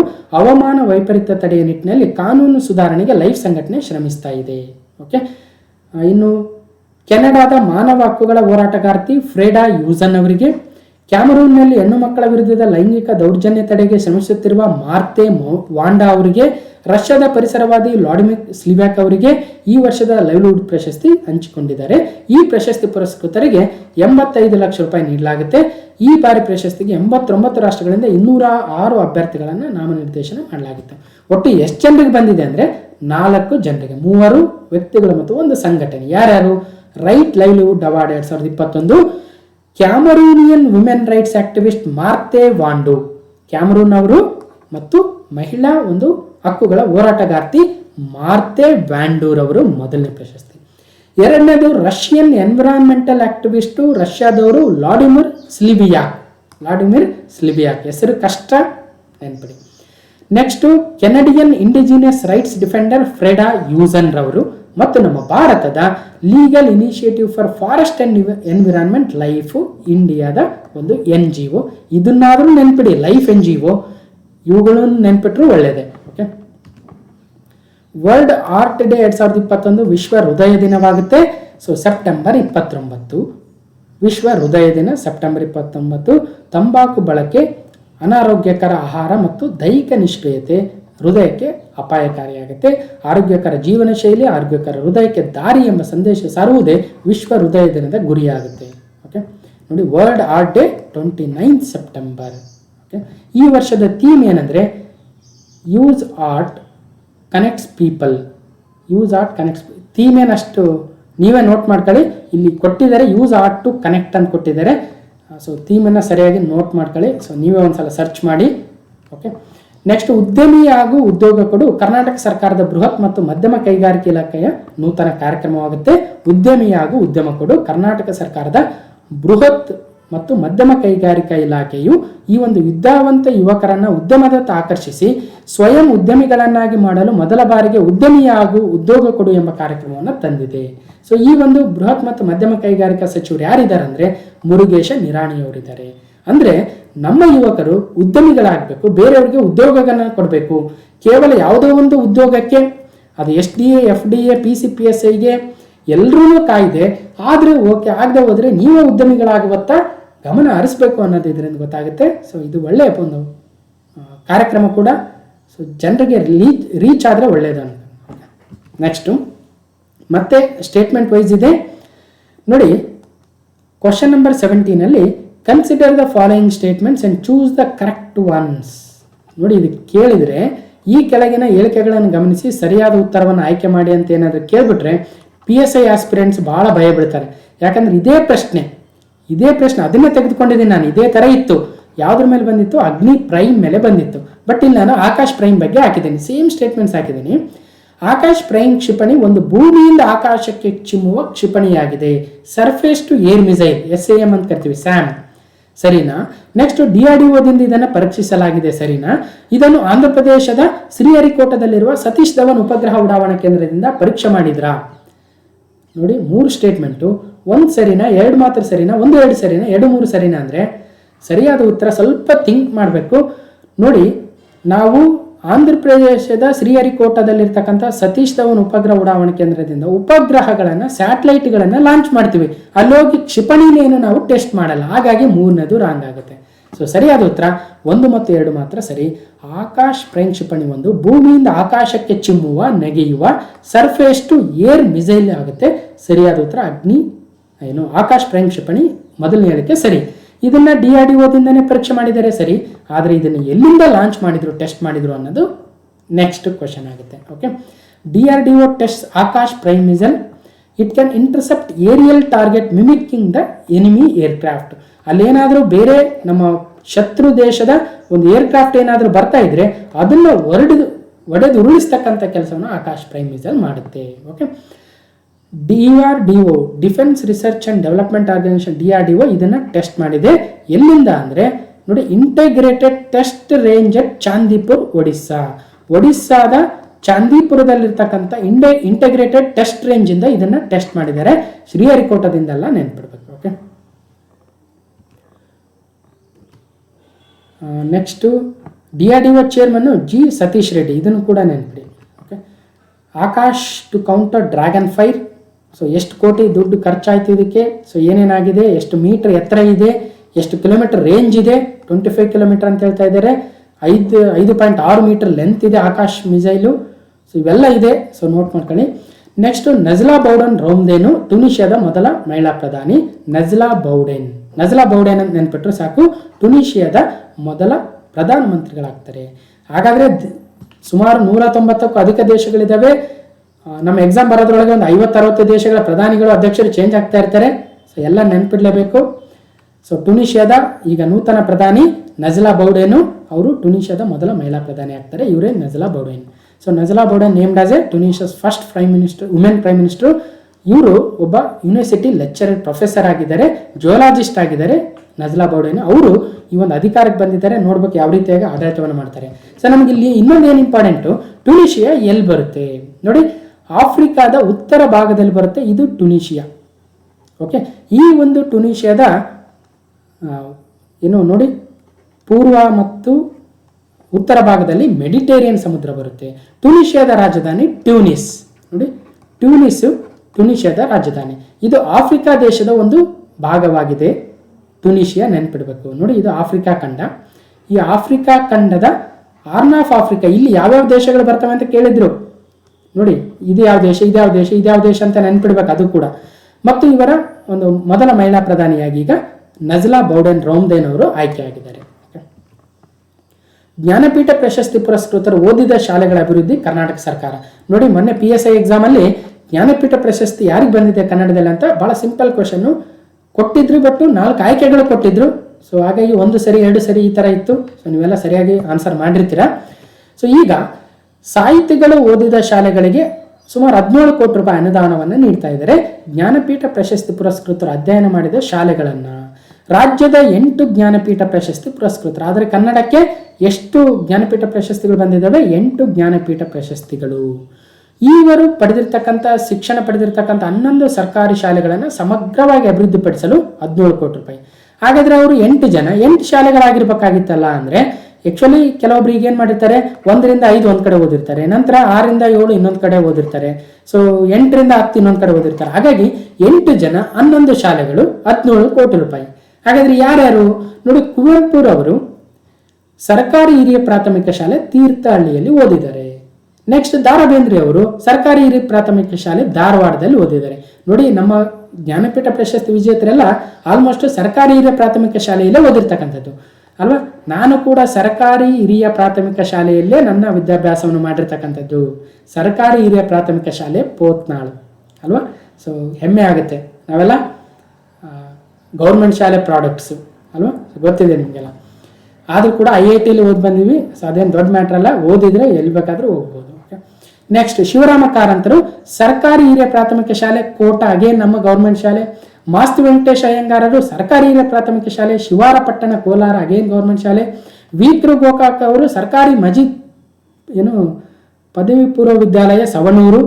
ನೆಕ್ಸ್ಟ್ ಅನಂತಮೂರ್ತಿ ಅವರು ಅಗೇನ್ ಸರ್ಕಾರಿ ಹಿರಿಯ ಪ್ರಾಥಮಿಕ ಶಾಲೆ ದುರ್ವಾಸಪುರ ತೀರ್ಥಹಳ್ಳಿ ತಾಲೂಕು. ಸೊ ಎರಡನೇ ಒಂದು ಜ್ಞಾನಪೀಠ ಪ್ರಶಸ್ತಿ ತೀರ್ಥಹಳ್ಳಿ ತಾಲೂಕಿಗೆ. ನೆಕ್ಸ್ಟ್ ಅವರು ಕರ್ನಾಟಕ ಪಬ್ಲಿಕ್ ಶಾಲೆ ಇಂದು ಅವತ್ತೇನಾಗಿತ್ತು ಸರ್ಕಾರಿ ಹಿರಿಯ ಪ್ರಾಥಮಿಕ ಶಾಲೆ ಕೋಣಂದೂರು ತೀರ್ಥಹಳ್ಳಿ ತಾಲೂಕು, ಅಗೇನ್ ಒಂದು ಓಕೆ. ನೆಕ್ಸ್ಟ್ ಗಿರೀಶ್ ಕಾರ್ನಾಡ್ ಅವರು ಸರ್ಕಾರಿ ಹಿರಿಯ ಪ್ರಾಥಮಿಕ ಶಾಲೆ ಸಿರಸಿ. ನೆಕ್ಸ್ಟ್ ಸರ್ಕಾರಿ ಪ್ರೌಢಶಾಲೆ ಸಿರಿಸಿಯಲ್ಲಿ. ಚಂದ್ರಶೇಖರ್ ಕಂಬಾರ್ ಅವರು ಚಿಕ್ಕೋಡಿಯ ಹುಕ್ಕೇರಿಯಲ್ಲಿ ಸರ್ಕಾರಿ ಹಿರಿಯ ಪ್ರಾಥಮಿಕ ಶಾಲೆ. ನೋಡಿ, ಅವಾಗ ಪ್ರೈವೇಟ್ ಶಾಲೆ ಜಾಸ್ತಿ ಇರಲಿಲ್ಲ, ಹಾಗಾಗಿ ಇದು ಮಾಡಿದ್ದಾರೆ. ಸೊ ಹಂಗಂತ ಇಲ್ಲೇನು ಬೇಜಾರಾಗಂತ ಅವಶ್ಯಕತೆ ಇಲ್ಲ. ಸೊ ನಮ್ಮೂರಲ್ಲೂ ಪ್ರೈವೇಟ್ ಶಾಲೆ ಇರಲಿಲ್ಲ, ಹಂಗಾಗಿ ನಾವು ಸರ್ಕಾರಿ ಪ್ರಾಥಮಿಕ ಶಾಲೆಗೆ ಹೋಗ್ಬೇಕಾಯ್ತು. ಪ್ರೈವೇಟ್ ಶಾಲೆಯಲ್ಲಿ ಓದಿಸ್ತಕ್ಕಂಥದ್ದು ಇರಲಿಲ್ಲ, ಎಲ್ಲರೂ ಗೌರ್ಮೆಂಟ್ ಶಾಲೆ ಪ್ರಾಡಕ್ಟ್ಗಳೇ ನಾವು. ಸೊ ಖುಷಿ ಆಗುತ್ತೆ. ಸೊ ನೆಕ್ಸ್ಟ್ ಜ್ಞಾನಪೀಠ ಪ್ರಶಸ್ತಿಗಳು ಯಾರಿಗೆ ಯಾವ ಒಂದು ಕೃತಿಗಳಿಗೆ ಬಂದಿದ್ದಾವೆ, ಯಾವ ವರ್ಷ ಬಂದಿದ್ದಾವೆ ನೋಡ್ಬಿಡೋಣ. ಕರ್ನಾಟಕದ ಅಥವಾ ಕನ್ನಡದ ಮೊದಲ ಜ್ಞಾನಪೀಠ ಪ್ರಶಸ್ತಿಯನ್ನ ಕುಪ್ಪಳ್ಳಿ ವೆಂಕಟಪ್ಪ ಪುಟ್ಟಪ್ಪನವರು ಕುವೆಂಪುರವರಿಗೆ 1967 ಶ್ರೀರಾಮಾಯಣ ದರ್ಶನ ಕೃತಿಗೆ ಸಿಕ್ತು. ನೆಕ್ಸ್ಟ್ 1983 4 ತಂತಿ ಕೃತಿಗೆ ದ ರಾ ಬೇಂದ್ರೆ ಅವರಿಗೆ. ಕೋಟ ಶಿವರಾಮ ಕಾರಂತರವರಿಗೆ ಮೂಕಜ್ಜಿಯ ಕನಸುಗಳಿಗೆ 1977. ಮಾಸ್ತಿ ವೆಂಕಟೇಶ್ ಅಯ್ಯಂಗಾರ್ ಅವರ ಚಿಕ್ಕವೀರ ರಾಜೇಂದ್ರ ಕೃತಿಗೆ 1983 4ನೇ ಜ್ಞಾನಪೀಠ ಪ್ರಶಸ್ತಿ. 5ನೇದು ವಿ.ಕೃ. ಗೋಕಾಕ್ ರವರಿಗೆ ಸಮಗ್ರ ಸಾಹಿತ್ಯಕ್ಕೆ 1990ರಲ್ಲಿ. ಅವರ ಒಂದು ಪ್ರಮುಖ ಕೃತಿ ಭಾರತ ಸಿಂಧು ರಶ್ಮಿ, ಕೆಲವೊಂದು ಕಡೆ ಇದೇ ಕೃತಿಗೆ ಸಿಕ್ಕಿದೆ ಅಂತ ಹೇಳ್ತಾರೆ. ಅನಂತಮೂರ್ತಿ ಅವರ ಸಮಗ್ರ ಸಾಹಿತ್ಯಕ್ಕೆ 1994. ಗಿರೀಶ್ ಕಾರ್ನಾಡ್ ಅವರ ಸಮಗ್ರ ಸಾಹಿತ್ಯಕ್ಕೆ 1998. ಚಂದ್ರಶೇಖರ್ ಕಂಬಾರ್ ಅವರ ಸಮಗ್ರ ಸಾಹಿತ್ಯಕ್ಕೆ ಕನ್ನಡದ 8ನೇ ಜ್ಞಾನಪೀಠ ಪ್ರಶಸ್ತಿ 2010ರಲ್ಲಿ ಸಿಕ್ಕಿದೆ. ಅದಾದ ನಂತರ ಇನ್ನು ಕನ್ನಡಕ್ಕೆ ಜ್ಞಾನಪೀಠ ಪ್ರಶಸ್ತಿ ಸಿಕ್ಕಿಲ್ಲ, ನೋಡೋಣ ಸಿಗಬಹುದು. ಓಕೆ. ಡಿಜಿಟಲ್ ಆರೋಗ್ಯ ಕಾರ್ಡ್ ವಿತರಣೆಗೆ ಪ್ರಧಾನಿ ಚಾಲನೆಯನ್ನು ಮಾಡಿದ್ದಾರೆ. PM Narendra Modi launches health ID digital record for citizens. ಈಗ ನೋಡಿ, ಒಬ್ಬ ವ್ಯಕ್ತಿಯ ಆರೋಗ್ಯ ಕುರಿತ ಸಮಗ್ರ ವಿವರವುಳ್ಳ ಡಿಜಿಟಲ್ ಆರೋಗ್ಯ ಕಾರ್ಡ್ ವಿತರಿಸುವ ಆಯುಷ್ಮಾನ್ ಭಾರತ ಡಿಜಿಟಲ್ ಮಿಷನ್ ಯೋಜನೆಗೆ ಪ್ರಧಾನಮಂತ್ರಿ ನರೇಂದ್ರ ಮೋದಿ ಅವರು ಚಾಲನೆಯನ್ನು ನೀಡಿದ್ದಾರೆ. ಡಿಜಿಟಲ್ ಆರೋಗ್ಯ ಕಾರ್ಡ್ ವಿತರಣೆಗೆ ಪ್ರಧಾನಿ ಚಾಲನೆ. ಓಕೆ. ಈ ಯೋಜನೆಯ ಪ್ರಾಯೋಗಿಕ ಕಾರ್ಯಕ್ರಮವನ್ನು ಮೋದಿ 2020 ಆಗಸ್ಟ್ 15ರಂದು ಪ್ರಕಟವನ್ನು ಮಾಡಿದ್ರು. ಅದನ್ನು 6 ಕೇಂದ್ರಾಡಳಿತ ಪ್ರದೇಶಗಳಲ್ಲಿ ಜಾರಿಗೊಳಿಸಲಾಗಿತ್ತು. ಆಯುಷ್ಮಾನ್ ಭಾರತ ಪ್ರಧಾನಮಂತ್ರಿ ಆರೋಗ್ಯ ಯೋಜನೆಯ PMJAY 3ನೇ ವಾರ್ಷಿಕೋತ್ಸವ ಸಂದರ್ಭದಲ್ಲಿ ಇದನ್ನೀಗ ದೇಶವ್ಯಾಪಿ ವಿಸ್ತರಿಸಲಾಗ್ತಾ ಇದೆ. ಜನಧನ್ ಯೋಜನೆ, ಆಧಾರ್ ಸಂಖ್ಯೆ ನೋಂದಣಿ ಮಾದರಿಯಲ್ಲಿಯೇ ಜಾರಿಗೊಳ್ಳುವ ಆಯುಷ್ಮಾನ್ ಭಾರತ ಡಿಜಿಟಲ್ ಮಿಷನ್ನ ವಿಸ್ತೃತ ವಿವರ ಮೂಲ ಸೌಲಭ್ಯ ಒದಗಿಸುವ ಗುರಿ ಹೊಂದಿದೆ. ಇದೇ ವೇಳೆ ಆರೋಗ್ಯಕ್ಕೆ ಸಂಬಂಧಿಸಿದ ವ್ಯಕ್ತಿಗತ ವಿವರಗಳನ್ನು ಗೌಪ್ಯವಾಗಿಡಲು ಸಹಿತ ಇದು ಮಾಡಿದ್ದಾರೆ. ಒಟ್ಟಿನಲ್ಲಿ Ayushman Bharat digital mission, digital ಆರೋಗ್ಯ ಕಾರ್ಡ್ ಅನ್ನೋದು ನೆನಪಿಡೋಣ. ಆಯುಷ್ಮಾನ್ ಭಾರತ್ ಡಿಜಿಟಲ್ ಮಿಷನ್ ನಮ್ಮ ಆಧಾರ್ ಕಾರ್ಡ್ ಯಾವ ರೀತಿಯಾಗಿ ಕೊಡ್ತಾರೋ ಅದೇ ರೀತಿಯಾಗಿ ಡಿಜಿಟಲ್ ಹೆಲ್ತ್ ಕಾರ್ಡ್ ಅನ್ನು ಕೊಡ್ತಾರೆ. ನ್ಯಾಷನಲ್ ಡಿಜಿಟಲ್ ಹೆಲ್ತ್ ಮಿಷನ್ ಒಂದು ಕಾರ್ಡ್ ಕೊಡ್ತಾರೆ, ನಮ್ಮ ಡೀಟೇಲ್ಸ್ನೆಲ್ಲ ಅದರಲ್ಲಿ ಸ್ಟೋರ್ ಮಾಡ್ತಾರೆ, ಗೌಪ್ಯವಾಗಿರ್ತಾರೆ ಅಂತ ಪ್ರಧಾನಮಂತ್ರಿ ನರೇಂದ್ರ ಮೋದಿ ಅವರು ಈ ಒಂದು ಹೆಲ್ತ್ ಐಡಿಯನ್ನು ಈ ಒಂದು ಪ್ರೋಗ್ರಾಮ್ನ ಇವಾಗ ಚಾಲನೆಯನ್ನು ನೀಡಿದ್ದಾರೆ. ನೆಕ್ಸ್ಟ್ 2021 73ನೇ ಎಮ್ಮಿ ಪ್ರಶಸ್ತಿಗಳು, ಎಮ್ಮಿ ಅವಾರ್ಡ್ಸು 73rd ಎಮ್ಮಿ ಅವಾರ್ಡ್ಸು 2021 ನೆನ್ಪಿಡಿ. ನೋಡಿ, 73ನೇ ಪ್ರೈಮ್ ಟೈಮ್ ಎಮ್ಮಿ ಅವಾರ್ಡ್ಸು 2021 ನೀಡಿದ್ದಾರೆ. ಇದು 73ನೇದು ಅನ್ನೋದು ನೆನ್ಪಿಡಬೇಕು. ಇದನ್ನ ಯಾರು ಕೊಡ್ತಾರೆ ಅಂದರೆ academy of television arts and sciences ಅವ್ರು ಕೊಡ್ತಾರೆ. ಸೊ ಈಗ ಮೋಸ್ಟ್ ಅವಾರ್ಡ್ಸ್ಗಳನ್ನು ಯಾರಿಗೆ ಕೊಟ್ಟಿದ್ದಾರೆ? ದಿ ಕ್ರೌನ್ ಅನ್ನೋ ಒಂದು ಟೆಲಿವಿಷನ್ ಸೀರೀಸ್ಗೆ ಟೆಡ್ ಲಾಸೋ ಅನ್ನೋದು ಹೆಚ್ಚು ನಾಮಿನೇಷನ್ ಆಗಿತ್ತು. ಸೊ ಯಾವುದು? ಅಮೆರಿಕ ದೇಶದಲ್ಲಿ ಕೊಡ್ತಾರೆ. ಓಕೆ. ಇಲ್ಲಿ ಎಮ್ಮಿ ಅವಾರ್ಡ್ಸ್ ಅಂದರೆ ಯಾವ ಕ್ಷೇತ್ರಕ್ಕೆ ಅಂತ ಕೇಳ್ತಕ್ಕಂಥ ಚಾನ್ಸಸ್ ಜಾಸ್ತಿ ಇರುತ್ತೆ, ದೂರದರ್ಶನ ಕ್ಷೇತ್ರಕ್ಕೆ. ಇನ್ನೊಂದು ಕೇಳ್ತಾಳೆ ಗ್ರಾಮಿ ಅವಾರ್ಡ್ ಅಂತ ಕೇಳ್ತಾರೆ, ಸಂಗೀತ ಕ್ಷೇತ್ರಕ್ಕೆ. ಇನ್ನೊಂದು ಆಸ್ಕರ್ ಅವಾರ್ಡ್ ಚಲನಚಿತ್ರ, ನಮ್ಗೆ ಗೊತ್ತಿದೆ. ಟೋನಿ ಅವಾರ್ಡ್ ಅಂತ ಇನ್ನೊಂದಿದೆ, ರಂಗಭೂಮಿ. ನೋಡಿ, ಎಮ್ಮಿ ದೂರದರ್ಶನ, ಗ್ರಾಮಿ ಸಂಗೀತ, ಆಸ್ಕರ್ ಚಲನಚಿತ್ರ, ರಂಗಭೂಮಿಗೆ ಟೋನಿ. ಸೊ ಎಮ್ಮಿ, ಗ್ರಾಮಿ, ಆಸ್ಕರ್, ಟೋನಿ ಇವು 4 ಅವಾರ್ಡ್ಗಳು ಅಂತಾರಾಷ್ಟ್ರೀಯ ಮಟ್ಟದ ಅವಾರ್ಡ್ಗಳಾಗ್ತವೆ. ಬಹಳ ಇಂಪಾರ್ಟೆಂಟು, ನೆನ್ಪಿಡ್ಬೇಕು. ಯಾವ ಕ್ಷೇತ್ರ ಅನ್ನೋದು ವೆರಿ ವೆರಿ ಇಂಪಾರ್ಟೆಂಟ್. ಓಕೆ, ಯಾರಿಗೆ ಸಿಕ್ಕಿದೆ ಅನ್ನೋದು ಅಷ್ಟೊಂದೇನು ನಮ್ಮ ಕರ್ನಾಟಕದ ಪರೀಕ್ಷೆಗಳಿಗೆ ಅಷ್ಟೊಂದು ಇಂಪಾರ್ಟೆಂಟ್ ಆಗಲ್ಲ, ಬಟ್ ಯಾವ ಕ್ಷೇತ್ರ, ಯಾವ ದೇಶ ಕೊಡ್ತಾರೆ ಅದೆಲ್ಲವೂ ನೆನ್ಪಿಡ್ಬೇಕು. ಓಕೆ, ನೆಕ್ಸ್ಟು, ಹಿರಿಯ ನಾಗರಿಕರ ಸಹಾಯಕ್ಕಾಗಿ ಕೇಂದ್ರ ಸರ್ಕಾರದ ಸಾಮಾಜಿಕ ನ್ಯಾಯ ಮತ್ತು ಸಬಲೀಕರಣ ಇಲಾಖೆಯು ಜಾರಿಗೆ ತಂದಿರತಕ್ಕಂತಹ ಸಹಾಯವಾಣಿಯ ಹೆಸರೇನು? What is the name of the helpline brought by the ministry of social justice and empowerment, ಸಾಮಾಜಿಕ ನ್ಯಾಯ ಮತ್ತು ಸಬಲೀಕರಣ, to help the senior citizens. ನೋಡಿ, ಸೀನಿಯರ್ ಸಿಟಿಜನ್ಸ್ ನಮ್ಮ ದೇಶದಲ್ಲಿ ಹೆಚ್ಚಾಗ್ತಾ ಇದ್ದಾರೆ. ಅಂದರೆ ಹಿರಿಯ ನಾಗರಿಕರು, ಅಂದರೆ 60 ವರ್ಷ ತುಂಬಿದ ಹಿರಿಯ ನಾಗರಿಕರಿಗೆ ಹಲವಾರು ಸೌಲಭ್ಯಗಳು ಬೇಕಾಗುತ್ತೆ. ಅವರ ಪಿಂಚಣಿ ಪ್ರಾಬ್ಲಮ್ಸ್ ಇರ್ಬೋದು, ಅಥವಾ ಇನ್ನೊಂದು ಯಾವುದೋ ಆಧಾರ್ ಕಾರ್ಡ್ ಪ್ರಾಬ್ಲಮ್ಸು, ಅಥವಾ ಇನ್ನೊಂದು ಯಾವುದೋ ಪ್ರಾಬ್ಲಮ್ಸ್ ಇರ್ಬೋದು. ಅವರಿಗೆ ಸಹಾಯವನ್ನು ಮಾಡಲು ಒಂದು ಸಹಾಯವಾಣಿ ಬೇಕು. ಅಥವಾ ಅವ್ರಿಗೆ ಯಾರೋ ತೊಂದರೆ ಕೊಡ್ತಾ ಇರ್ಬೋದು. ಸೊ ಅಥವಾ ಅವ್ರಿಗೆ ಯಾವುದೋ ಒಂದು ಲೀಗಲ್ ಸಹಾಯ ಬೇಕಾಗಿರ್ಬೋದು. ಸೊ ಈ ಎಲ್ಲ ಸಹಾಯವನ್ನು ಮಾಡಲು ಕೇಂದ್ರದ ಸಾಮಾಜಿಕ ನ್ಯಾಯ ಮತ್ತು ಸಬಲೀಕರಣ ಇಲಾಖೆ ಒಂದು ಸಹಾಯವಾಣಿಯನ್ನು ತಂದಿದೆ. ಆ ಸಹಾಯವಾಣಿಯ ಹೆಸರೇನು ಅನ್ನೋದು ಇಲ್ಲಿ ಪ್ರಶ್ನೆ. 4 ಆಪ್ಷನ್ ಕೊಟ್ಟಿದ್ದೀನಿ, ನಾನೇ ಫ್ರೇಮ್ ಮಾಡಿದ್ದೀನಿ options. Help elders, elder line, senior care, hour seniors ಅಂತ. ಸರಿಯಾದ ಉತ್ತರ elder line. So elder line ಅಂತಕ್ಕಂಥದ್ದು ಒಂದು ಸಹಾಯವಾಣಿ ಆಗುತ್ತೆ. ಯಾರಿಗೆ ಅಂದರೆ ಹಿರಿಯ ನಾಗರಿಕರಿಗೆ. ಯಾರು ತಂದಿದ್ದಾರೆ ಅಂದರೆ ಕೇಂದ್ರ ಸರ್ಕಾರದ ಸಾಮಾಜಿಕ ನ್ಯಾಯ ಮತ್ತು ಸಬಲೀಕರಣ ಇಲಾಖೆ, ministry of social justice and empowerment ತಂದಿದೆ. ನೋಡಿ, Elderline rings in oak for the senior citizens. Dial number ಯಾವುದು? 14567. ಕ್ವಶನ್ ಯಾವ ತರ ಬೇಕಾದ್ರೂ ಬರ್ಬೋದು. 14567 ನೋಡಿ, ಒಂದು ಮಾತ್ರ ನೆನ್ಪಿಡಿ, ನೆಕ್ಸ್ಟ್ 4567 ತಾನೇ ಬರುತ್ತೆ. ಸೊ ಇದು ಒಂದು ಡಯಲ್ ಮಾಡ್ತಕ್ಕಂಥ ನಂಬರ್, ಸಹಾಯವಾಣಿ ಆಗುತ್ತೆ. ಓಕೆ, ಸೊ ಇದನ್ನು ಯಾರ ಸಹಯೋಗಿತ್ವದಲ್ಲಿ ತರ್ತಾ ಇದ್ದಾರೆ ಅಂದರೆ ಟಾಟಾ ಟ್ರಸ್ಟ್ ಸಹಯೋಗಿತ್ವದಲ್ಲಿ. Very important. Toll free number 14567 senior ಸಿಟಿಜನ್ಸ್ಗೋಸ್ಕರ ತಂದಿರತಕ್ಕಂಥದ್ದು. ಸೊ ಹೆಸರು ಎಲ್ಡರ್ ಲೈನ್. ಸೊ ಏನು ಹೆಸರು? ಎಲ್ಡರ್ ಲೈನ್ ಅನ್ನೋದು ನೆನ್ಪಿಡ್ಬೇಕು. ಸೊ ಅವರು ಕ್ವಶನ್ಗಳನ್ನ ಕೇಳ್ಬೋದು, ಅವರಿಗೆ ಗೈಡ್ಲೈನ್ಸ್ ಕೊಡ್ತಾ ಹೋಗ್ತಾರೆ, ಸಪೋರ್ಟ್ ಮಾಡ್ತಾರೆ. ಸೊ ಅದೆಲ್ಲವನ್ನು ಮಾಡ್ತಾರೆ. ಭಾರತದಲ್ಲಿ 2050ಕ್ಕೆ 30 ಕೋಟಿ ಒಂದು ಹಿರಿಯ ನಾಗರಿಕ ಆಗ್ತಾರೆ. ಈಗ ಸದ್ಯ ಎಷ್ಟಿದ್ದಾರೆ? ಸೊ ನೋಡಿ, 2011ರಿಂದ 2050ಕ್ಕೆ 2011ರ ಜನಗಣತಿ ಪ್ರಕಾರ 10 ಕೋಟಿ ಹಿರಿಯ ನಾಗರಿಕರಿದ್ದಾರೆ. 2050ಕ್ಕೆ 30 ಕೋಟಿ ಆಗ್ತಾರೆ ಅನ್ನೋದು ಇದರಿಂದ ಗೊತ್ತಾಗ್ತಾ ಇದೆ. ಹಾಗಾಗಿ ಬೇರೆ ದೇಶ ಮೆಕ್ಸಿಕೋದ ಟೋಟಲ್ ಜನಸಂಖ್ಯೆನೇ 13 ಕೋಟಿ ಇದೆ, ರಷ್ಯಾದ ಜನಸಂಖ್ಯೆನೇ 14 ಕೋಟಿ ಇದೆ. ನಮ್ಮ ಹಿರಿಯ ನಾಗರಿಕರೇ ಎಷ್ಟಾಗ್ತಾರೆ ಅನ್ನೋದು ಇದರಿಂದ ಗೊತ್ತಾಗುತ್ತೆ. ಓಕೆ, ಇನ್ನು Amrit grand challenge programme Jancare. Jancare ಯಾವುದಕ್ಕೆ ಸಂಬಂಧಿಸಿದೆ? ಅಮೃತ್ ಗ್ರ್ಯಾಂಡ್ ಚಾಲೆಂಜ್ ಪ್ರೋಗ್ರಾಮ್ ಆಗುತ್ತೆ. ಸೊ ಏನೇನಂತ ನೋಡ್ತಾ ಹೋಗೋಣ. Jancare Amrit grand challenge programme. So ಇದನ್ನ ಯಾಕೆ ತಂದಿದ್ದಾರೆ ಅನ್ನೋದು ನೋಡ್ತಾ ಹೋಗೋಣ. ನೋಡಿ, 75ನೇ ಸ್ವಾತಂತ್ರ್ಯದ ಸಂದರ್ಭದಲ್ಲಿ ನಮ್ಮ ಆಜಾದ್ ಕಾ ಅಮೃತ್ ಮಹೋತ್ಸವ ಆಚರಣೆ ಮಾಡ್ತಾ ಇದ್ದೀವಿ. ಆ ಒಂದು ಸಂದರ್ಭದಲ್ಲಿ union minister of state independent charge ಇರ್ತಕ್ಕಂಥ ಜಿತೇಂದ್ರ ಸಿಂಗ್ ಅವರು ಸೈನ್ಸ್ ಅಂಡ್ ಟೆಕ್ನಾಲಜಿ ಮಿನಿಸ್ಟರ್ ಆಗಿದ್ದಾರೆ. ಅವರು ಈ ಒಂದು ಕಾರ್ಯಕ್ರಮವನ್ನು ತಂದಿರತಕ್ಕಂಥದ್ದು ಜನಕೇರು. ಇದರ ಉದ್ದೇಶ ನೋಡಿ, ಟೆಲಿಮೆಡಿಸಿನ್ನು, ಡಿಜಿಟಲ್ ಹೆಲ್ತ್ ಮತ್ತು big data, artificial intelligence, blockchain technology, ಇನ್ನಿತರ ಆಧುನಿಕ ಟೆಕ್ನಾಲಜಿಗಳು ಮುಂದಿನ 25 ವರ್ಷಗಳ ಕಾಲ ಅವೇ ಒಂದು ಉಪಯೋಗಕ್ಕೆ ಬರ್ತವೆ. ಅವುಗಳನ್ನು ನಾವು ಉತ್ತೇಜನ ಮಾಡಬೇಕನ್ನೋ ಉದ್ದೇಶಕ್ಕೆ ಕೆಲವೊಂದು ಸ್ಟಾರ್ಟಪ್ಗಳನ್ನು ತರಬೇಕಾಗುತ್ತೆ. ಸ್ಟಾರ್ಟಪ್ಗಳಿಗೆ ಉತ್ತೇಜನವನ್ನು ನೀಡಬೇಕನ್ನೋ ಉದ್ದೇಶಕ್ಕೆ ಈ ಜನಕೇರ್ ಅನ್ನೋ ಒಂದು ಪ್ರಾಜೆಕ್ಟನ್ನು ತರ್ತಾ ಇದ್ದಾರೆ. ಅಮೃತ ಗ್ರ್ಯಾಂಡ್ ಚಾಲೆಂಜ್ ಪ್ರೋಗ್ರಾಮ್ ಜನಕೇರ್ ಆಗುತ್ತೆ. ನೋಡಿ, ಅಮೃತ ಗ್ರ್ಯಾಂಡ್ ಚಾಲೆಂಜ್ ಜನಕೇರು ಅವರು ಒಂದು ಅಪ್ಲೈ ಮಾಡ್ಬೋದು. ಯಾರ್ಯಾರು ಈ ಒಂದು ಟೆಕ್ನಾಲಜಿಗಳಲ್ಲಿ ತಮ್ಮ ಸೇವೆಯನ್ನು ಸಲ್ಲಿಸ್ತಾ ಇದ್ದಾರೆ ಅವರಿಗೆ ಒಂದು ಸಹಾಯವನ್ನು ಮಾಡ್ತಕ್ಕಂಥ ಕೆಲಸವನ್ನು ಅಮೃತ್ ಗ್ರ್ಯಾಂಡ್ ಚಾಲೆಂಜ್ ಜನಕೇರ್ ಪ್ರೋಗ್ರಾಮ್ ಮಾಡುತ್ತೆ. ನೆಕ್ಸ್ಟ್, ಸ್ವಚ್ಛ ಸರ್ವೇಕ್ಷಣೆಯ ಸತತ 7ನೇ ಆವೃತ್ತಿ ಆರಂಭವಾಗ್ತಾ ಇದೆ. 7th ಕಂಜುಗೇಟಿವ್ ಎಡಿಷನ್ ಆಫ್ ದ ಸ್ವಚ್ಛ ಸರ್ವೇಕ್ಷಣಾ ಅಭಿಯಾನ. ಹಾಗಾದ್ರೆ ಸ್ವಚ್ಛ ಇದು ನೋಡಿ, PIB ನ್ಯೂಸ್, ಇದು ಪ್ರೆಸ್ ಬ್ಯೂರೋ ಇನ್ಫಾರ್ಮೇಶನ್, ಇದೇ ತರ ಇರ್ತವೆ ನ್ಯೂಸ್. ಸೊ ಇದು ನೋಡಿ ಅರ್ಥ ಮಾಡ್ಕೋಬೇಕು ನಾವು. ಓಕೆ, ಆಜಾದಿ ಕಾ ಅಮೃತ್ ಮಹೋತ್ಸವ 75ನೇ ವರ್ಷ ಏನು ನಡೀತಾ ಇದೆ, ಸ್ವಚ್ಛ ಸರ್ವೇಕ್ಷಣೆ 2022 ಲಾಂಚ್ ಮಾಡಿದ್ದಾರೆ. ಯಾರು ಲಾಂಚ್ ಮಾಡಿದ್ದಾರೆ? ಶ್ರೀ ಹರ್ದೀಪ್ ಸಿಂಗ್ ಪುರಿ ಅವರು. ನೋಡಿ, ಹರ್ದೀಪ್ ಸಿಂಗ್ ಪುರಿ ಅವರು ಇವರೇನಿದ್ದಾರೆ ಮಿನಿಸ್ಟ್ರಿ ಆಫ್ ಹೌಸಿಂಗ್. ನೋಡಿ, HUA ನೋಡಿ, ಮಿನಿಸ್ಟ್ರಿ ಆಫ್ MOHUA. ಓಕೆ, ಇವರು ಅಂದರೆ ಕೇಂದ್ರದ ಏನು ವಸತಿ ಮತ್ತು ನಗರಾಭಿವೃದ್ಧಿ ಸಚಿವಾಲಯದ ಸಚಿವರಾಗಿರ್ತಕ್ಕಂಥ ಹರ್ದೀಪ್ ಸಿಂಗ್ ಪುರಿರವರು ಈ ಒಂದು 2022ರ ಸ್ವಚ್ಛ ಸರ್ವೇಕ್ಷಣ ಅಭಿಯಾನದ ಓಪನಿಂಗ್ ಅನ್ನು ಮಾಡಿದ್ದಾರೆ. ಹಾಗಾದ್ರೆ ಏನಿದೆ ಸ್ವಚ್ಛ ಸರ್ವೇಕ್ಷಣ ಅಭಿಯಾನ ನೋಡಿ, ವಸತಿ ಮತ್ತು ನಗರ ವ್ಯವಹಾರಗಳ ಸಚಿವರಾಗಿರ್ತಕ್ಕಂಥ ಹರ್ದೀಪ್ ಸಿಂಗ್ ಪುರಿರವರು ಈ ಒಂದು ನ್ಯೂ ದೆಹಲಿಯಲ್ಲಿ 2021 ಸೆಪ್ಟೆಂಬರ್ 28ರಂದು ಈ ಸಮೀಕ್ಷೆಯನ್ನ 7ನೇ ಆವೃತ್ತಿಯನ್ನ 2022ರ ಸ್ವಚ್ಛ ಸರ್ವೇಕ್ಷಣ ಅಭಿಯಾನವನ್ನ ಉದ್ಘಾಟನೆ ಮಾಡಿದ್ದಾರೆ. ಓಕೆ, ಯಾವ ಇಲಾಖೆ ಅಂತ ಕೇಳ್ತಾರೆ?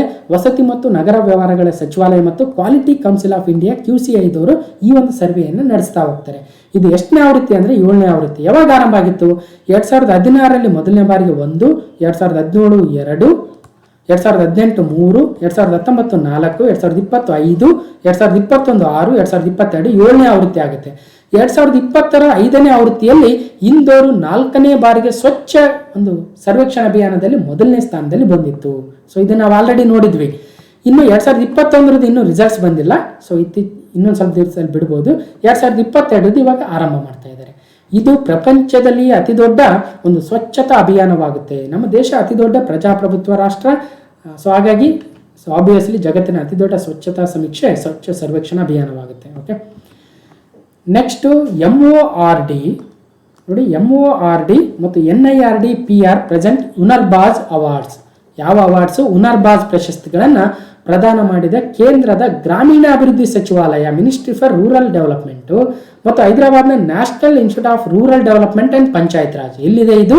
National institute of rural development and panchayat Raj ಅಂತಕ್ಕಂಥ ಒಂದು ಸಂಸ್ಥೆ, ಒಂದು ಆರ್ಗನೈಸೇಷನ್ ಎಲ್ಲಿದೆ ಅಂದರೆ ಹೈದರಾಬಾದಲ್ಲಿದೆ. ಅವರು ಕೇಂದ್ರದ ಗ್ರಾಮೀಣಾಭಿವೃದ್ಧಿ ಸಚಿವಾಲಯದ ಅಡಿಯಲ್ಲಿ ಬರುತ್ತೆ ಈ ಒಂದು ಸಂಸ್ಥೆ.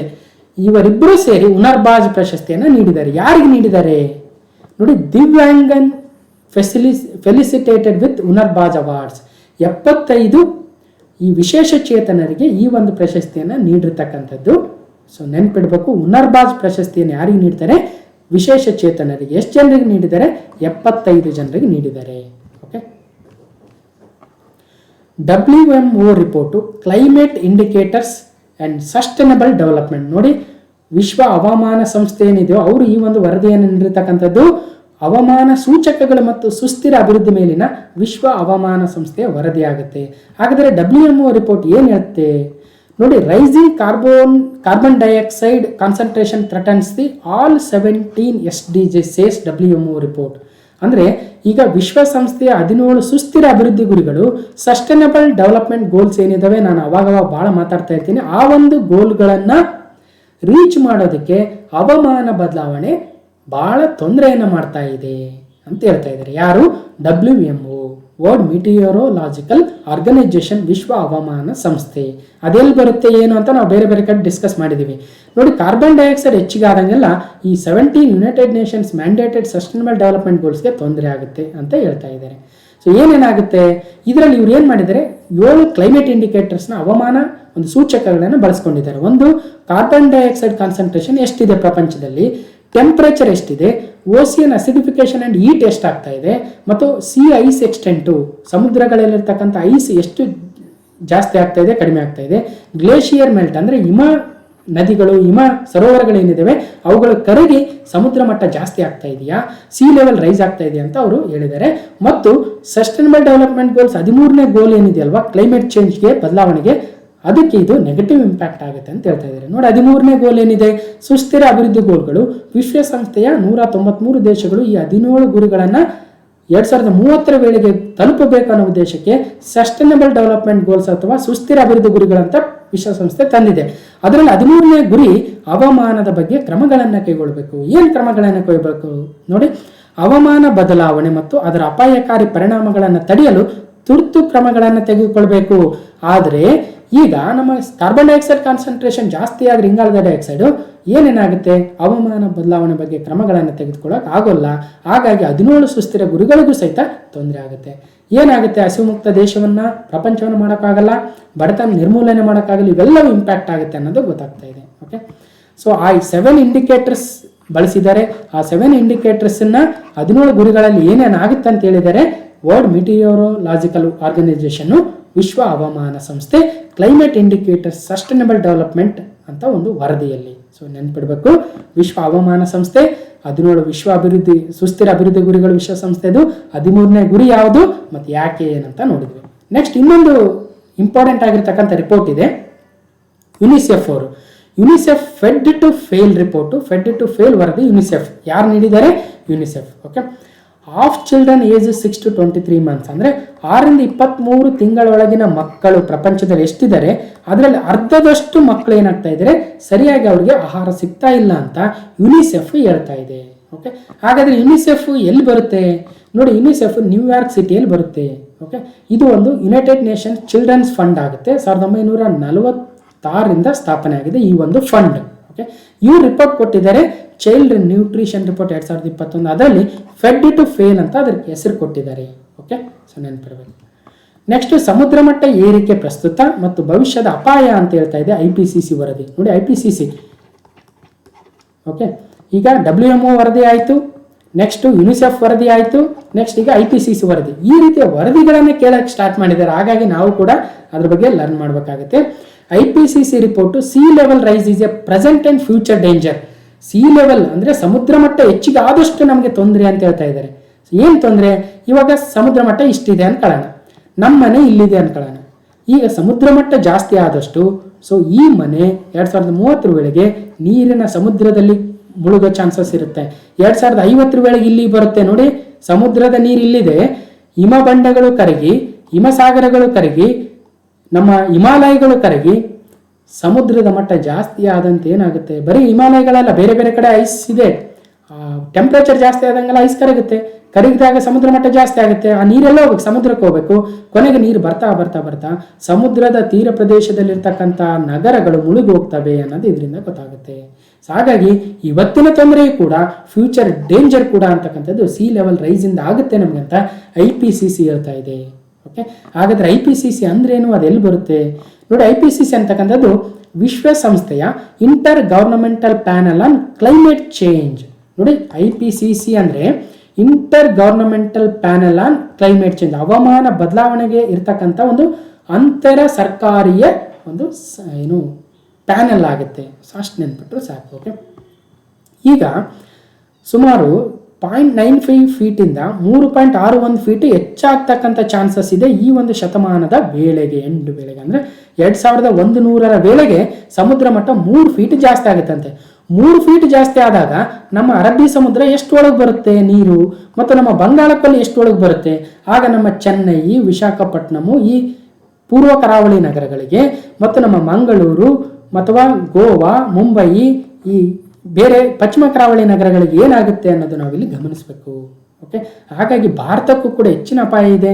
ನೋಡಿ, ಭಾರತವು ಒಂದು ಕಡೆ ಭೂಮಿ, 3 ಕಡೆ ಸಮುದ್ರದಿಂದ ಸುತ್ತುವರೆದಿದೆ. ಹೌದು, ನಮಗೆ ಒಳ್ಳೆಯ ರಕ್ಷಣೆಯನ್ನು ನೀಡಿದೆ, ಆದರೆ ಟೆಂಪರೇಚರ್ ಹೆಚ್ಚಾದಂಗೆಲ್ಲ ಇದು ಮುಂದೆ ಈ ರಕ್ಷಣೆಯೇ ನಮಗೆ ಮುಳುವಾದರೆ ತಪ್ಪಿಲ್ಲ. ಸೊ ಇದು ಗಮನ ಹರಿಸಬೇಕಾಗುತ್ತೆ. ಓಕೆ, ನೋಡಿ IPCC ಅಂದರೆ inter governmental panel on climate change ಆಗುತ್ತೆ. 1988ರಲ್ಲಿ 33 ವರ್ಷಗಳ ಹಿಂದೆ ಸ್ಥಾಪನೆ ಆಗಿತ್ತು. ಸ್ವಿಟ್ಜರ್ಲೆಂಡ್ನ ಜೆನೆವಾದಲ್ಲಿದೆ ಇದರ ಒಂದು ಪ್ರಧಾನ ಕಚೇರಿ. ಇದರ ಒಂದು ಏನು ಯಾರು ಪೇರೆಂಟ್ ಆರ್ಗನೈಸೇಷನ್ ಅಂದರೆ WMO ಮತ್ತು ಯುನೈಟೆಡ್ ನೇಷನ್ಸ್ ಆರ್ಗನೈಸೇಷನ್ ಆಗುತ್ತೆ, UNEP. ಓಕೆ, ಯುನೈಟೆಡ್ ನೇಷನ್ಸ್ ಪರಿಸರ ಕಾರ್ಯಕ್ರಮ ಏನಿದೆಯಲ್ಲ ಅದು. ನೆಕ್ಸ್ಟ್ 29 COP 26 ಹವಾಮಾನ ಬದಲಾವಣೆ ತಡೆಯಲು ಬಳಸುವ ತಂತ್ರಜ್ಞಾನಗಳ ವರ್ಗಾವಣೆಗೆ ಭಾರತದ ಒತ್ತಾಯ. So India pressurising or pushing for an green tech transfer. COP 26 ಅರ್ಥ ಆಗಲಿಲ್ಲ ಅಂದರೆ ಎಕ್ಸ್ಪ್ಲೇನ್ ಮಾಡ್ತೀನಿ ನಿಧಾನ. ನೋಡಿ, COP 26 ಅಂದ್ರೇನು ಅಂದರೆ, COP ಅಂದರೆ ಕಾನ್ಫರೆನ್ಸ್ ಆಫ್ ಪಾರ್ಟೀಸ್ ಅಂತ. ಈಗ ಹವಾಮಾನ ಬದಲಾವಣೆಗೆ ಒಂದು ಸಮಿತ್ ಅಥವಾ ಒಂದು ಸಮ್ಮೇಳನ ನಡೆದಿತ್ತು. 1992ರಲ್ಲಿ ರಿಯೋ ಅರ್ತ್ ಸಮಿತ್ ಅಥವಾ ರಿಯೋ ಭೂಶೃಂಗಸಭೆ ನಡೆದಿತ್ತು ಬ್ರಾಜಿಲ್ನ ರಿಯೋ ಡಿ ಜನೀರೋದಲ್ಲಿ. ಈ ಒಂದು ಸಮಿತಿ 1992ರಲ್ಲಿ ನಡೆದಿತ್ತು.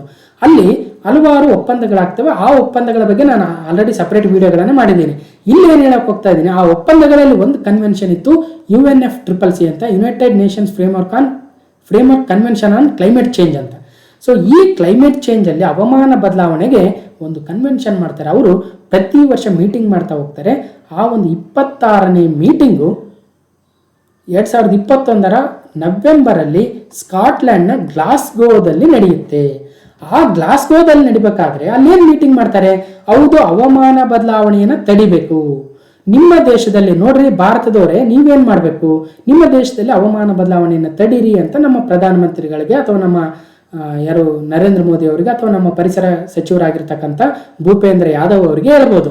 ಅವ್ರು ಏನ್ ಹೇಳ್ತಾರೆ, ಹೌದ್ರಿ ತಡಿತೀವಿ, ನೀವೇನ್ ಮಾಡಿ ಗ್ರೀನ್ ಟೆಕ್ ಟ್ರಾನ್ಸ್ಫರ್ ಮಾಡಿ, ನಮಗೆ ಹಣಕಾಸು ಸಹಾಯವನ್ನು ಮಾಡಿ, ಫೈನಾನ್ಸ್ ಸಪೋರ್ಟ್ ಮಾಡಿ.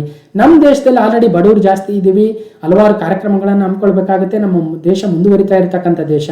ನೀವು ಬರೀ ಹವಾಮಾನ ಬದಲಾವಣೆಗೆ ಖರ್ಚು ಮಾಡಿ ಅಂತ ಹೇಳ್ಬಿಟ್ರೆ ನಾವೇನ್ ಮಾಡನ್ರಿ, ನಮಗೆ ದುಡ್ಡು ಕೊಡಿ, ಟೆಕ್ನಾಲಜಿ ಟ್ರಾನ್ಸ್ಫರ್ ಮಾಡಿ, ನಾವೇ ಡೆವಲಪ್ ಮಾಡೋಕ್ಕಾಗಲ್ಲ ಅಂತ ಕೇಳ್ತಾರೆ.